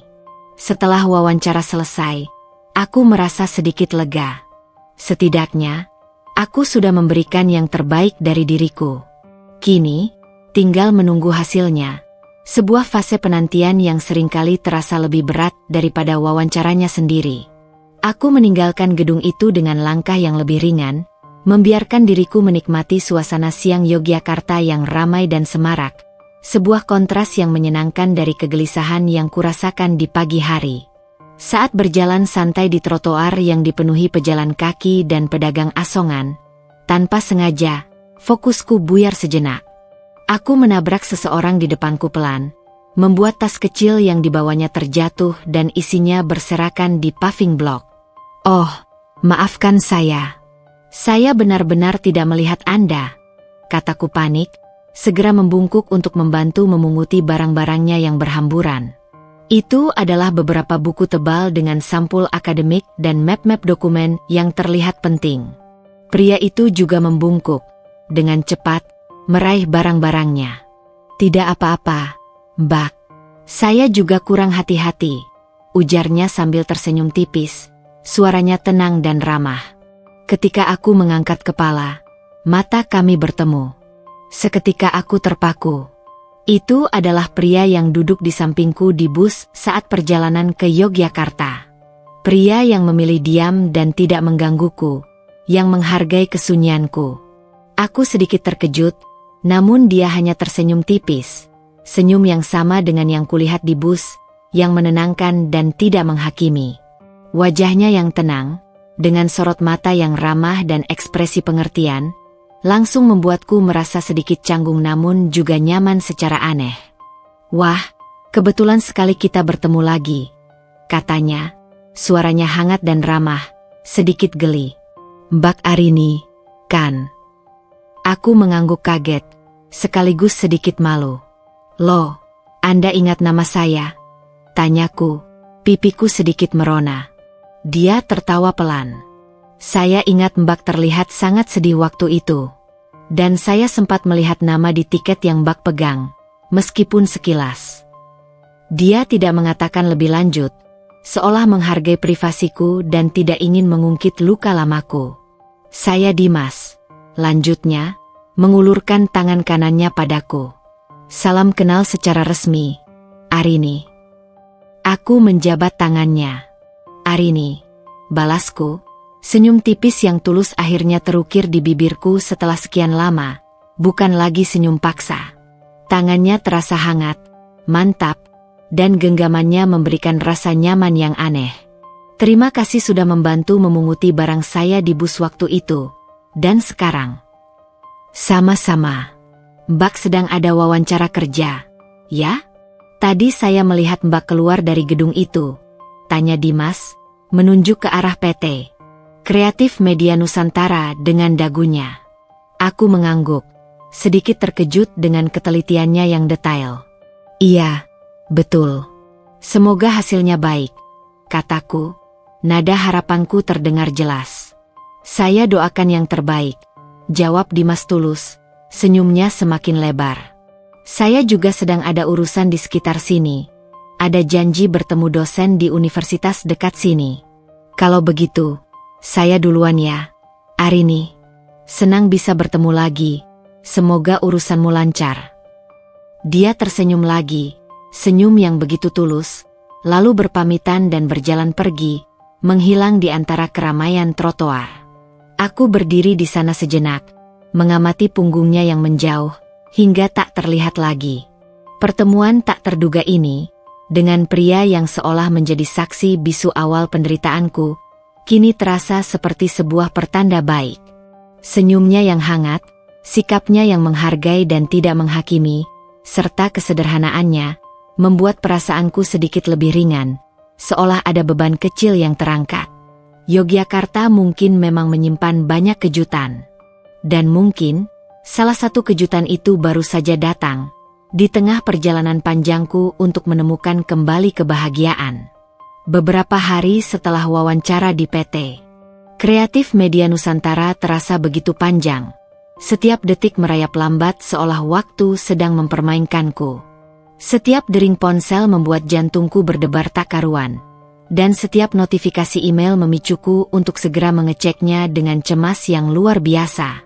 Aku tahu, penantian adalah bagian yang tak terhindarkan dari setiap proses. Namun rasanya sungguh menguras energi, menguji setiap batas kesabaranku.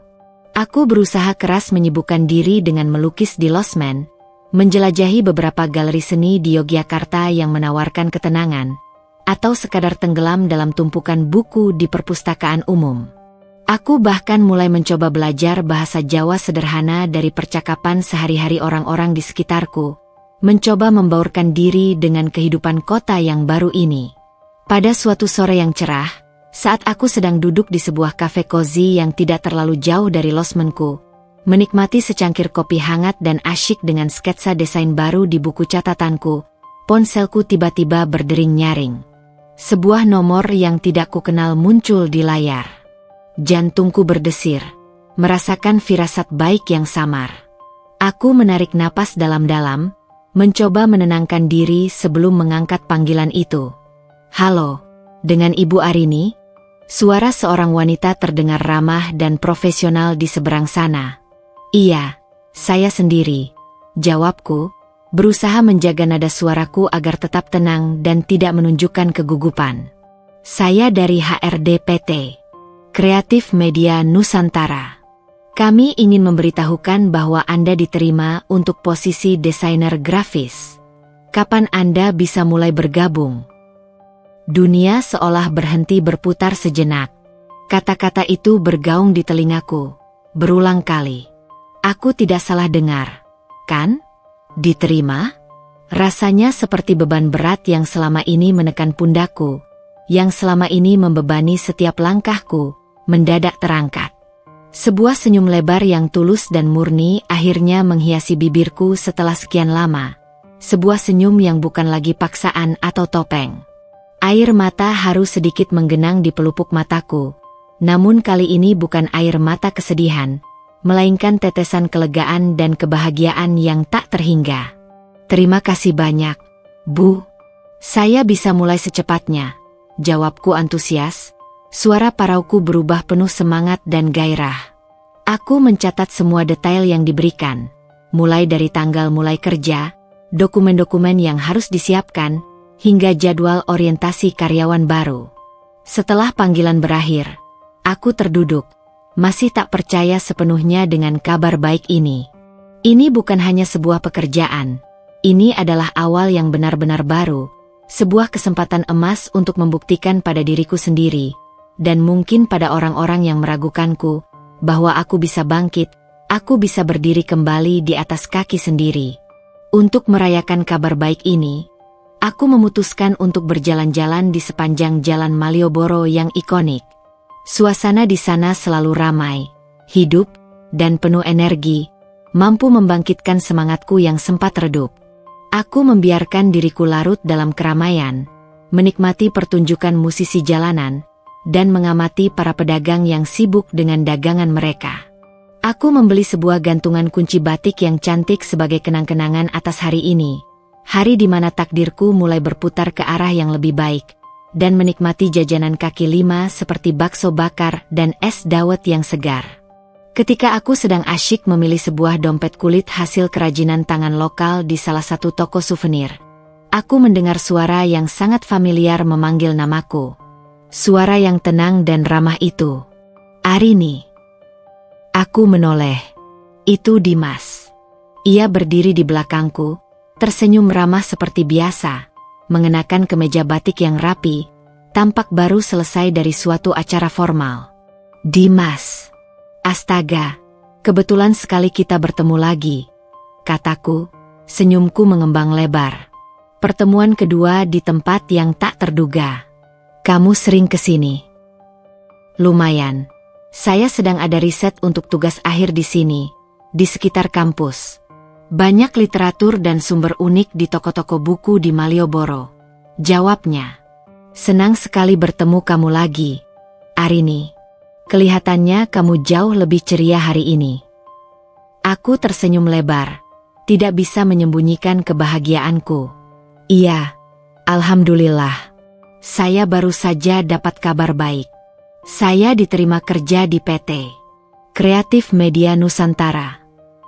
Mata Dimas sedikit membesar karena terkejut sekaligus senang. Senyumnya semakin tulus dan lebar. Wah, selamat. Saya senang sekali mendengarnya. Saya sudah menduga kok, Mbak pasti akan mendapatkan pekerjaan itu. Desain portofolio Anda pasti sangat bagus dan profesional. Aku merasa sedikit malu, namun juga sangat tersentuh dengan dukungannya yang tulus. Terima kasih, Dimas. Itu berkat doa juga mungkin, dan keberuntungan. Kami kemudian mengobrol lebih panjang dari biasanya, berjalan-jalan santai menyusuri Malioboro. Dimas bercerita lebih banyak tentang studinya di universitas, ambisinya dalam bidang akademis, dan rencananya setelah lulus. Aku pun sedikit bercerita tentang perjalananku mencari kerja di Yogyakarta, tanpa menyinggung detail masa laluku yang menyakitkan. Ia adalah pendengar yang sangat baik, tidak memotong perkataanku, dan ada rasa nyaman yang aneh namun menenangkan yang tumbuh dalam percakapan kami. Ia tidak bertanya hal-hal pribadi yang terlalu dalam, namun perhatian dan empatinya terasa tulus, tidak memaksa. Oh, ngomong-ngomong, Arini, kata Dimas, setelah kami berjalan-jalan sebentar dan berhenti di depan sebuah toko batik. Apakah kamu sudah menemukan tempat tinggal yang lebih permanen? Losmen itu kan hanya sementara, dan mungkin kurang nyaman untuk jangka panjang. Aku menggeleng. Belum, Dimas. Masih mencari-cari kontrakan atau kos. Agak sulit menemukan yang cocok, aman, dan terjangkau di lingkungan yang tenang. Saya tahu ada sebuah rumah kontrakan kecil di dekat kampus saya. Kebetulan baru saja kosong.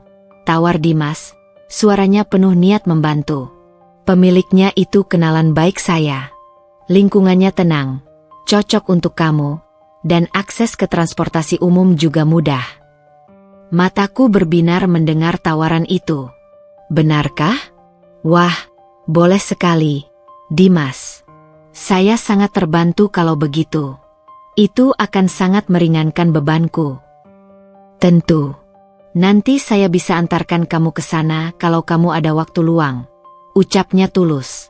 Nomor ponselmu masih yang ini, kan? Nanti saya kabari detailnya. Aku mengangguk senang. Hatiku dipenuhi rasa syukur. Pertemuan dengan Dimas selalu membawa kejutan positif. Seolah dia adalah malaikat penolong yang muncul di saat-saat aku membutuhkan bantuan dan petunjuk. Kabar baik pekerjaan, ditambah tawaran tempat tinggal, membuatku merasa benar-benar ada di jalur yang tepat. Yogyakarta, dengan segala kebaikannya, mulai membuka lembaran baru yang cerah untukku. Benih-benih harapan itu kini mulai bertumbuh, perlahan namun pasti, menjanjikan masa depan yang lebih baik dari yang pernah kuharapkan.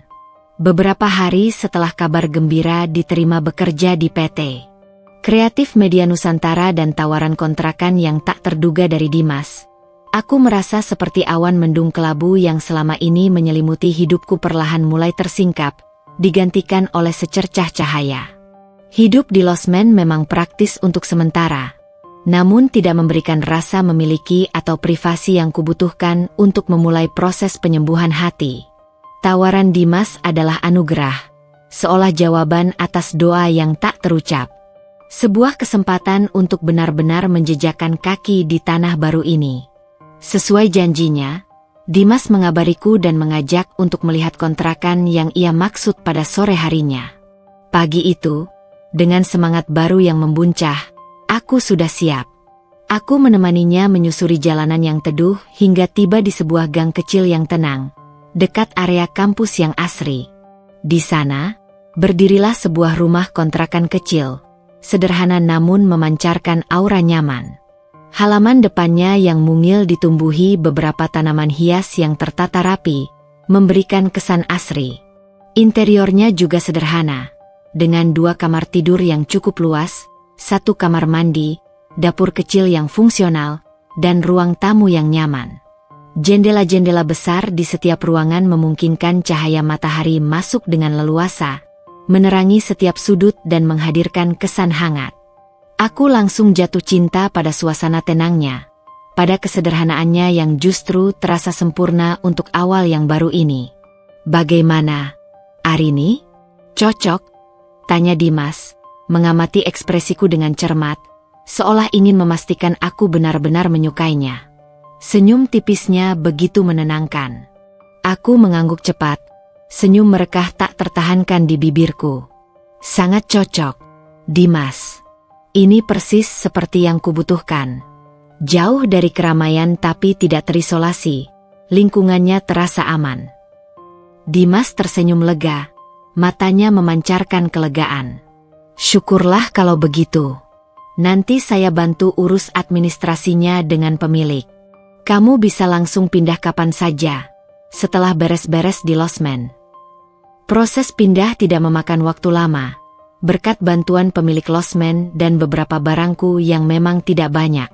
Dalam 2 hari, semua barangku dari losmen sudah berpindah ke rumah baru. Meskipun barangku masih sangat minim, hanya beberapa pakaian, laptop, dan perlengkapan pribadi, rasanya sudah seperti memiliki istana sendiri. Sebuah tempat di mana aku bisa bernapas lega, tanpa bayangan masa lalu yang menghantui. Aku menghabiskan hari-hariku merapikan, membersihkan, dan menata sedikit demi sedikit. Aku membeli beberapa perabot bekas yang masih layak pakai dari pasar loak, seperti meja kerja sederhana, rak buku kecil, dan sebuah kasur tipis. Perlahan tapi pasti, rumah ini mulai terasa seperti rumah, pelabuhan baru untuk hati yang masih dalam proses pemulihan. Selama proses ini, Dimas beberapa kali datang berkunjung, tanpa diundang atau diminta. Ia hanya sekadar memastikan semuanya lancar, atau membawakan beberapa pot tanaman hias kecil untuk halaman depanku, bahkan kadang membawakan camilan khas Yogyakarta. Ia tidak pernah memaksa, hanya menawarkan bantuan dengan tulus dan tidak pernah melampaui batas. Terkadang, kami hanya duduk di teras depan, mengobrol santai tentang banyak hal, mulai dari cuaca, buku-buku yang kami baca, hingga berita terkini. Aku belajar lebih banyak tentang Dimas. Ia adalah seorang mahasiswa pascasarjana di bidang sejarah, sangat mencintai buku dan diskusi filosofis yang mendalam, dan memiliki jiwa sosial yang tinggi, terlihat dari caranya berinteraksi dengan tetangga sekitar. Ia adalah tipe orang yang tenang, pendengar yang baik, punya selera humor yang cerdas, dan yang paling penting, tidak menghakimi. Interaksi kami perlahan menjadi lebih sering dan lebih nyaman. Aku mulai merasa aman dengan kehadirannya. Tidak ada kecanggungan atau tekanan. Dia tidak pernah menyinggung tentang masa laluku yang menyakitkan, seolah menghargai batasan yang kubangun untuk melindungi hatiku. Namun, sorot matanya kadang menunjukkan kepedulian yang mendalam, seolah ia bisa merasakan sebagian kecil dari beban yang masih kubawa, tanpa perlu aku mengatakannya. Suatu sore, Dimas membawakan secangkir kopi favoritnya, kopi jos, dan beberapa gorengan hangat. Kami duduk di teras, menikmati senja yang perlahan merayap, mewarnai langit dengan gradasi warna oranye dan ungu. "Kamu terlihat lebih baik sekarang, Arini," ucapnya, nadanya lembut dan penuh perhatian. "Wajahmu tidak sepucat dulu, dan senyummu sudah mulai sering terlihat." Aku tersenyum tipis, merasa tersentuh dengan pengamatannya yang detail. "Terima kasih, Dimas. Ini semua berkat lingkungan baru, pekerjaan baru yang akan segera dimulai, dan banyak bantuanmu." Dia hanya tersenyum, tidak berkomentar lebih lanjut, seolah mengerti bahwa aku tidak butuh pujian, hanya pengertian. Keheningan nyaman menyelimuti kami, diiringi suara jangkrik yang mulai berderik dan azan maghrib yang sayup-sayup terdengar. Aku merasa ada benih persahabatan yang kuat mulai tumbuh di antara kami, bahkan mungkin lebih dari itu, sebuah ikatan yang tak terdefinisikan. Dimas tidak hanya menjadi teman, tapi juga semacam penopang yang tak pernah kusangka akan kutemukan di tengah keterpurukan. Kehadirannya tidak membuatku melupakan luka, tapi membantuku melihat bahwa ada banyak kebaikan dan ketulusan di dunia ini, dan bahwa aku tidak sendiri. Yogyakarta, dengan segala kejutan manisnya, mulai menunjukkan bahwa keputusan untuk pergi adalah awal dari sebuah babak baru yang penuh harapan. Sebuah babak di mana aku, Arini, bisa kembali tersenyum. Minggu pertama di PT Kreatif Media Nusantara dimulai dengan penuh semangat. Aku beradaptasi dengan cepat. Lingkungan kerja yang dinamis, rekan-rekan yang suportif, dan proyek-proyek desain yang menantang membuatku merasa hidup kembali.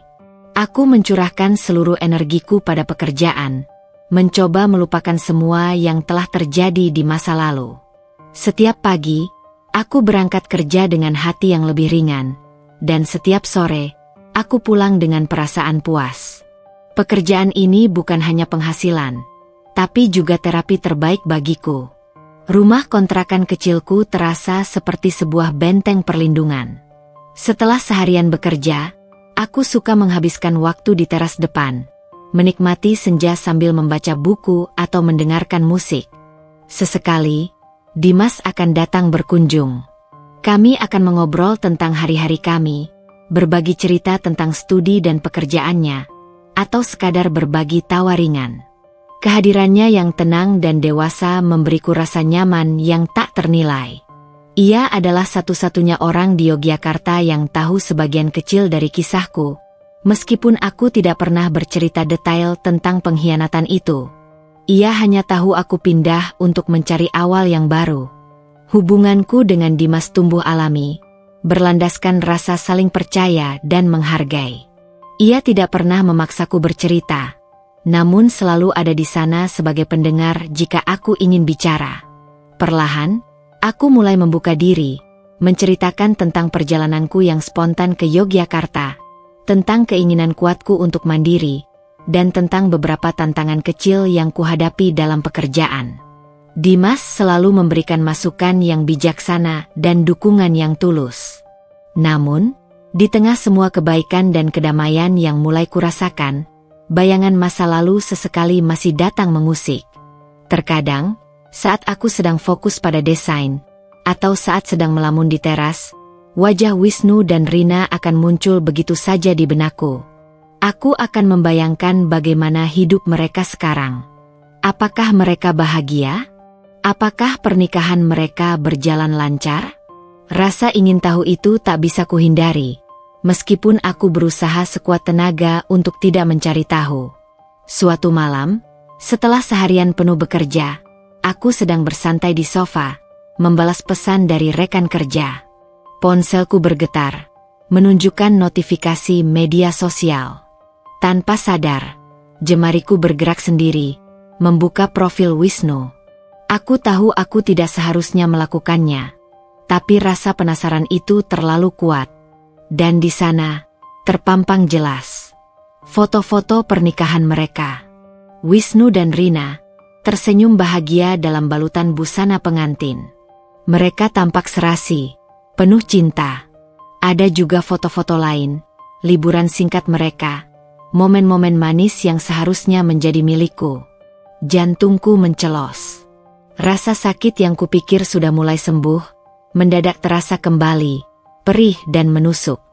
Air mata tanpa sadar menetes, membasahi pipiku. Aku segera menutup aplikasi itu. Mengapa aku melakukan ini? Mengapa aku harus melukai diriku sendiri lagi? Aku sudah berjanji pada diriku sendiri untuk move on, untuk mengikhlaskan.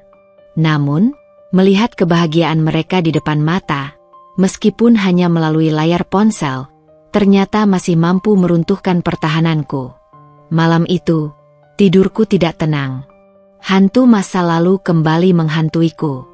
Aku tahu, proses penyembuhan tidak selalu lurus. Ada kalanya, kita akan kembali ke titik terendah. Tapi aku juga tahu, aku tidak bisa tenggelam dalam kesedihan ini.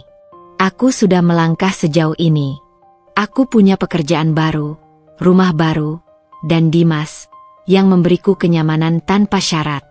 Aku harus fokus pada semua itu, bukan pada masa lalu yang sudah kuharapkan terkubur. Besok, Aku akan bangkit lagi. Lebih kuat. Malam setelah aku melihat foto-foto pernikahan Wisnu dan Rina di media sosial terasa begitu berat. Seolah bayangan masa lalu yang kelam kembali menyeretku ke dalam jurang kepedihan.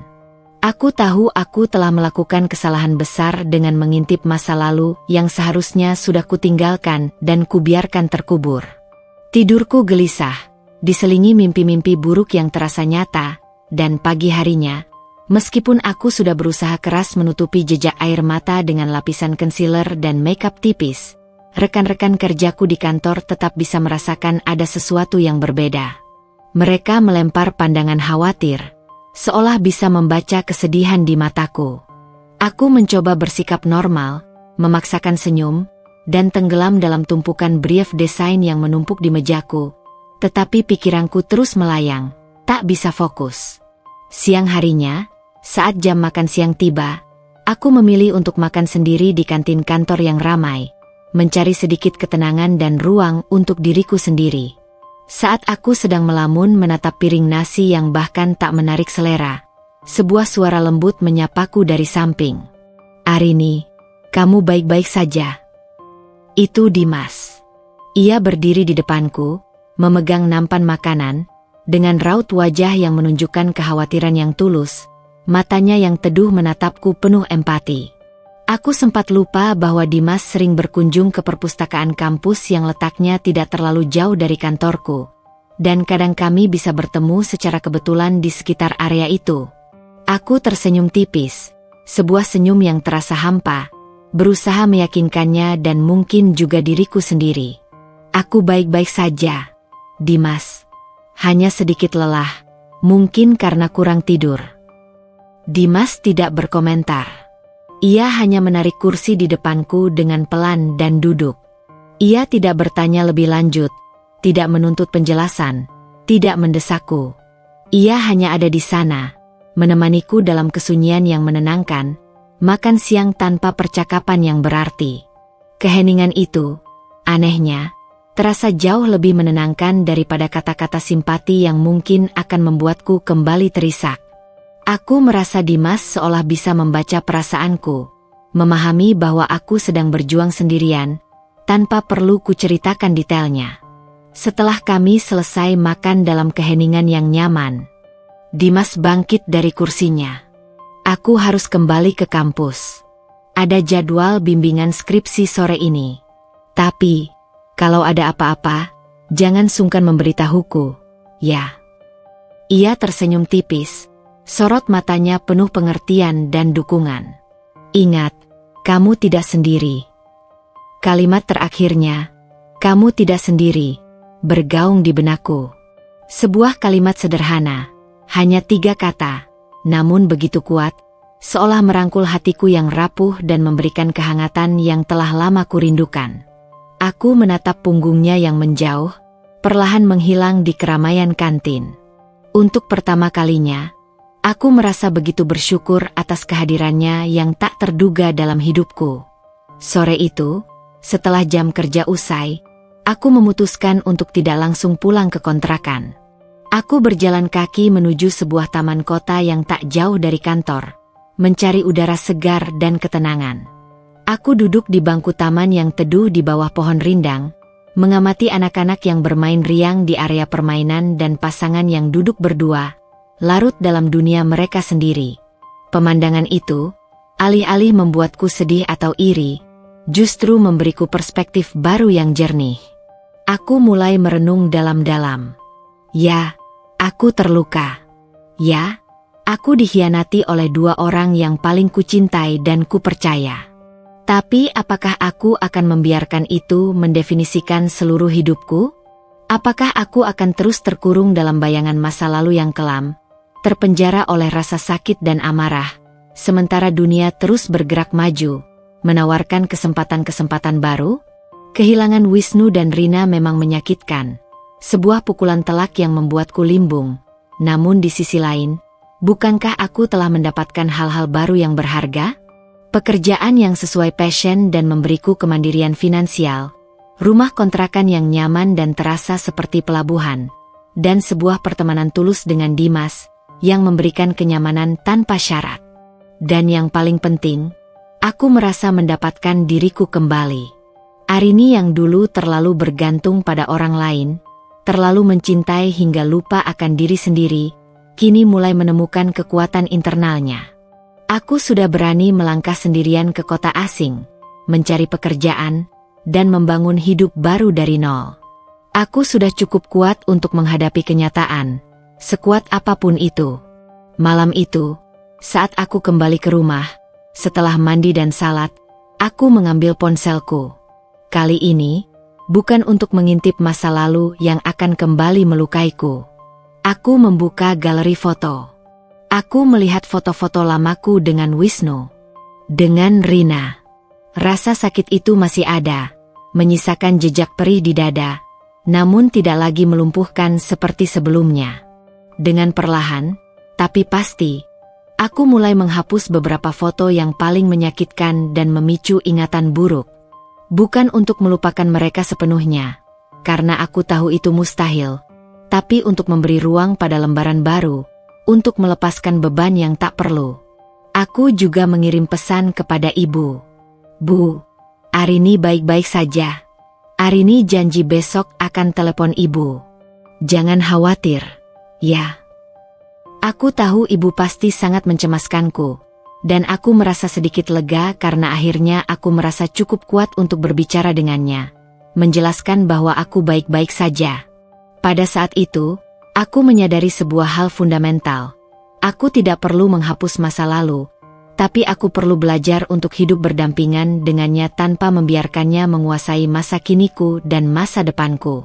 Pertemuan singkat dengan Dimas di kantin, keheningannya yang menenangkan, dan kalimatnya yang sederhana telah menjadi titik balik bagiku. Aku tidak sendiri, dan aku akan terus melangkah maju, mencari kebahagiaan sejati yang memang ditakdirkan untukku, tanpa perlu membandingkan diri dengan siapapun, tanpa perlu melihat ke belakang lagi. Setelah malam yang penuh gejolak emosi dan keputusan untuk mulai menghapus bayangan masa lalu yang menghantui, aku merasa sedikit lebih kuat, seolah ada energi baru yang mengalir dalam diriku. Tekad untuk menghubungi ibu semakin besar, membayangi setiap aktivitas kerjaku. Aku tahu, ia pasti sangat mengkhawatirkanku, lebih dari yang bisa kubayangkan, dan aku tidak bisa terus membiarkan ia dalam ketidakpastian yang menyiksa. Pagi itu, saat jam istirahat kerja tiba, aku mencari tempat yang tenang di sudut kantor, agak jauh dari keramaian rekan-rekan. Aku menarik napas dalam-dalam, mengumpulkan setiap serpihan keberanian yang kupunya, dan menekan nomor ibu di ponselku. Hanya 3 kali dering, suara ibu langsung menyambutku dari seberang telepon, penuh kelegaan bercampur kepanikan yang tak tertahankan. Arini, nak, ya ampun, kamu kemana saja? Ibu khawatir sekali, nak. Nada suaranya syarat dengan cemas, membuat hatiku teriris. Ibu, maafkan Arini. Arini baik-baik saja, kataku, mencoba menenangkan. Suaraku sedikit bergetar. Jujur saja, aku masih merasa bersalah karena telah membuat mereka khawatir. Arini sekarang di Yogyakarta, Bu. Arini dapat kerja di sini. Ibu terdiam sejenak. Aku bisa mendengar ia menghela napas panjang, sebuah desahan lega yang bercampur kesedihan. Yogyakarta? Kenapa kamu tidak bilang, nak? Kenapa tiba-tiba pergi begitu saja? Ibu dan ayah sangat cemas. Ada nada sedih dan sedikit kekecewaan dalam suaranya. Arini butuh waktu, Bu. Butuh ruang, ujarku, mencoba mencari kata-kata yang paling tepat untuk menjelaskan tanpa harus mengulang lagi semua sakit hati dan kehancuran yang telah kulewati. Semua terlalu cepat, Bu, dan Arini tidak sanggup menghadapi semuanya. Ibu mengerti, nak, balas ibu lembut, suaranya kini lebih tenang. Wisnu dan Rina sudah menikah. Mereka terlihat sangat terpukul juga. Nak, Rina bahkan sempat pingsan setelah akad. Dia terus mencari kamu, Arini, setiap hari. Mendengar nama mereka, terutama Wisnu dan Rina dalam satu kalimat, hatiku kembali teriris, rasa perih menjalar di dada. Bayangan mereka berdua yang tersenyum bahagia di foto-foto pernikahan di media sosial masih segar di benakku, beradu dengan ucapan ibu tentang Rina yang terpukul. Aku mencoba menahan emosi yang tiba-tiba meluap. Ibu, Arini tidak ingin membahas itu dulu, potongku cepat, memohon. Arini hanya ingin ibu tahu Arini baik-baik saja. Arini punya pekerjaan sekarang. Dan Arini juga sudah punya rumah kontrakan sendiri di sini. Arini sudah mandiri. Aku berusaha terdengar sekuat mungkin, meyakinkan ibu dan juga diriku sendiri. Ada keheningan lagi di ujung sana. Kali ini lebih lama. Aku bisa merasakan kekecewaan ibu, atau mungkin kesedihan yang tak terungkapkan. Nak, kamu yakin tidak mau kembali? Ibu dan ayah merindukanmu. Rina juga. Belum, Bu. Belum saatnya. Potongku cepat. Suaraku tegas. Aku tahu jika aku kembali sekarang, luka itu akan kembali menganga. Dan semua kemajuan yang sudah kucapai akan sia-sia. Arini butuh waktu lebih lama, Bu. Arini janji akan sering telepon ibu dan ayah. Nanti kalau Arini sudah siap, Arini akan kembali berkunjung. Pasti. Ibu menghela napas lagi, terdengar pasrah menerima keputusanku. Baiklah, Nak. Ibu percaya padamu. Yang penting kamu jaga diri baik-baik di sana. Jangan lupa makan teratur. Jangan terlalu banyak lembur. Dan jangan sendirian terus. Nada khawatirnya masih kentara. Seperti benang merah yang tak pernah putus antara seorang ibu dan anaknya. Percakapan kami berlanjut singkat. Ibu menanyakan detail pekerjaanku, lingkungan tempat tinggalku, apakah aku punya teman baru. Aku menceritakan sedikit demi sedikit, menyaring informasi agar tidak terlalu banyak memicu pertanyaan atau kecurigaan. Aku tidak bercerita tentang Dimas. Itu adalah sesuatu yang kurasa masih terlalu pribadi untuk dibagikan. Sesuatu yang kurasa ingin kujaga untuk diriku sendiri. Setelah meyakinkan ibu bahwa aku baik-baik saja dan akan menelepon lagi dalam beberapa hari, kami mengakhiri panggilan. Aku kembali ke meja kerja, perasaan campur aduk. Ada kelegaan yang luar biasa karena sudah berbicara dengan ibu dan meredakan kekhawatirannya. Namun juga ada nyeri yang kembali muncul karena kenangan yang terpaksa kuingat. Proses penyembuhan ini memang panjang dan berliku, tidak semudah membalikkan telapak tangan. Aku tahu, jembatan antara masa lalu yang pahit dan masa depanku yang baru mulai kubangun masih sangat rapuh. Aku tidak bisa memaksakan diri untuk segera melupakan, untuk segera sembuh sepenuhnya. Aku harus melangkah perlahan, memberikan waktu pada diriku sendiri untuk benar-benar pulih, untuk menemukan kekuatan yang lebih besar, dan siap menghadapi apapun yang datang di masa depan. Setelah percakapan dengan ibu yang terasa singkat namun begitu syarat emosi, aku merasa sedikit lebih lega. Beban rasa bersalah karena telah membuat kedua orang tuaku khawatir sedikit terangkat dari pundakku. Namun, di sisi lain, ingatan tentang pernikahan Wisnu dan Rina kembali mengusik, bagai melodi pengganggu yang terus terngiang. Aku tahu aku telah berusaha menghapus bayangan mereka, bahkan menghapus foto-foto lama yang kuanggap bisa memicu rasa sakit. Tapi ada bagian dari diriku yang masih penasaran. Sebuah keinginan terlarang untuk tahu detail lebih lanjut tentang apa yang terjadi setelah aku pergi. Bagaimana hidup mereka berlanjut setelah hari besar itu. Malam itu, setelah pulang kerja dan menyelesaikan makan malam sederhana, aku memutuskan untuk tidak langsung tidur. Rasa penasaran itu terlalu kuat, mengalahkan rasionalitasku. Dengan ragu, jari-jariku kembali membuka aplikasi media sosial di ponsel. Kali ini, bukan hanya profil Wisnu yang kuintip. Aku memberanikan diri mencari nama Rina. Ada beberapa unggahan baru di akunnya, yang membuat jantungku mencelos. Foto-foto bulan madu mereka di Bali, yang tampak begitu indah dan romantis. Senyum mereka tampak begitu tulus, begitu bahagia, seolah tak ada beban yang membebani. Wisnu memeluk Rina erat di tepi pantai berpasir putih. Rina tertawa lepas di tengah hamparan sawah terasering yang hijau. Mereka tampak serasi, sepasang kekasih yang dimabuk asmara. Jantungku terasa perih, berdenyut nyeri, seolah luka lama itu kembali terbuka. Aku ingin membencinya, membenci mereka berdua atas pengkhianatan ini. Tapi anehnya, aku tidak bisa. Yang kurasakan justru campur aduk, sakit hati yang luar biasa, kepedihan yang menusuk, tapi juga setitik kelegaan melihat adikku bahagia. Bagaimana mungkin aku bisa membenci adikku sendiri, darah dagingku, yang kucintai sejak ia lahir, yang kubela dan kulindungi? Dan Wisnu, pria yang pernah menjadi seluruh duniaku, yang kupikir adalah masa depanku.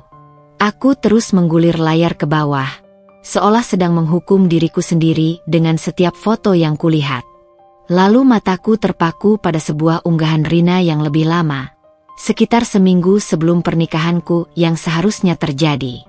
Unggahan itu berisi sebuah kutipan tentang cinta yang datang tak terduga, dengan foto siluet dua orang berpegangan tangan di bawah pohon, mungkin di sebuah taman. Ada beberapa komentar dari teman-teman mereka yang menggoda, dan salah satunya dari seorang teman dekat Rina, yang menulis, "Akhirnya kalian jujur juga ya, setelah sekian lama. Selamat, ya." Kutipan dan komentar itu bagai pukulan telak yang menghantam ulu hatiku. Jadi, ini bukan terjadi begitu saja, bukan cinta yang baru tumbuh mendadak di menit terakhir. Ini sudah terjalin jauh sebelum hari H pernikahanku. Mereka menyembunyikannya. Mereka menipuku selama ini, membiarkanku hidup dalam kebohongan. Rasa sakit yang baru saja mereda, kini kembali memuncak, lebih tajam, lebih membakar, dan lebih memuakkan. Aku merasa bodoh, begitu naif, karena tidak menyadari apapun, karena begitu buta oleh cinta dan kepercayaan. Air mataku kembali tumpah, lebih deras, lebih panas, dan lebih pahit dari sebelumnya.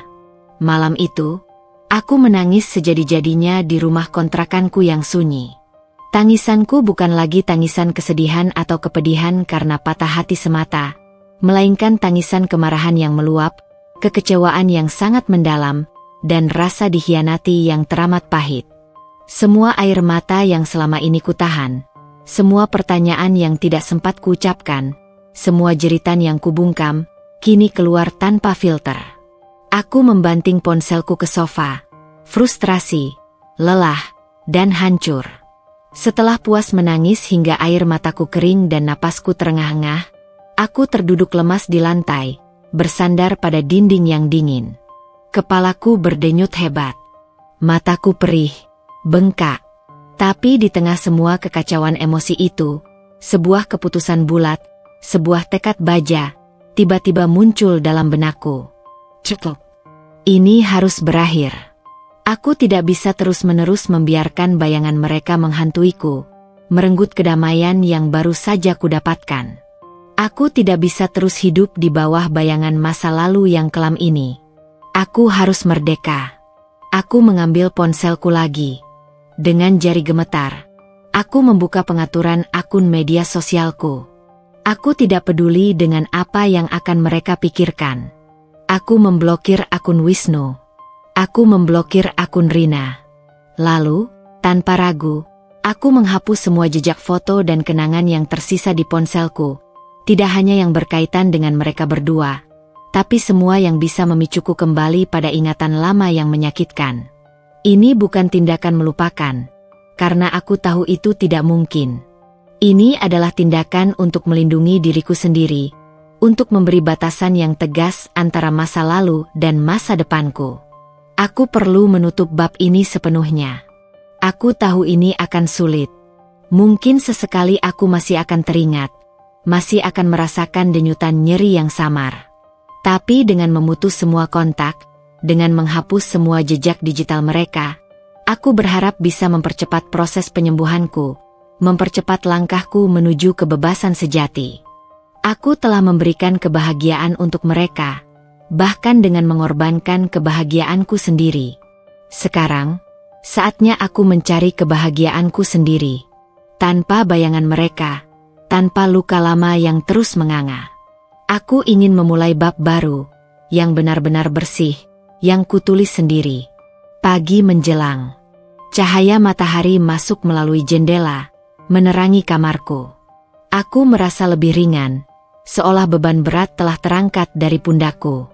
Ada kesedihan yang masih tersisa, sebuah luka yang akan menjadi pengingat, tapi juga ada ketenangan yang mendalam.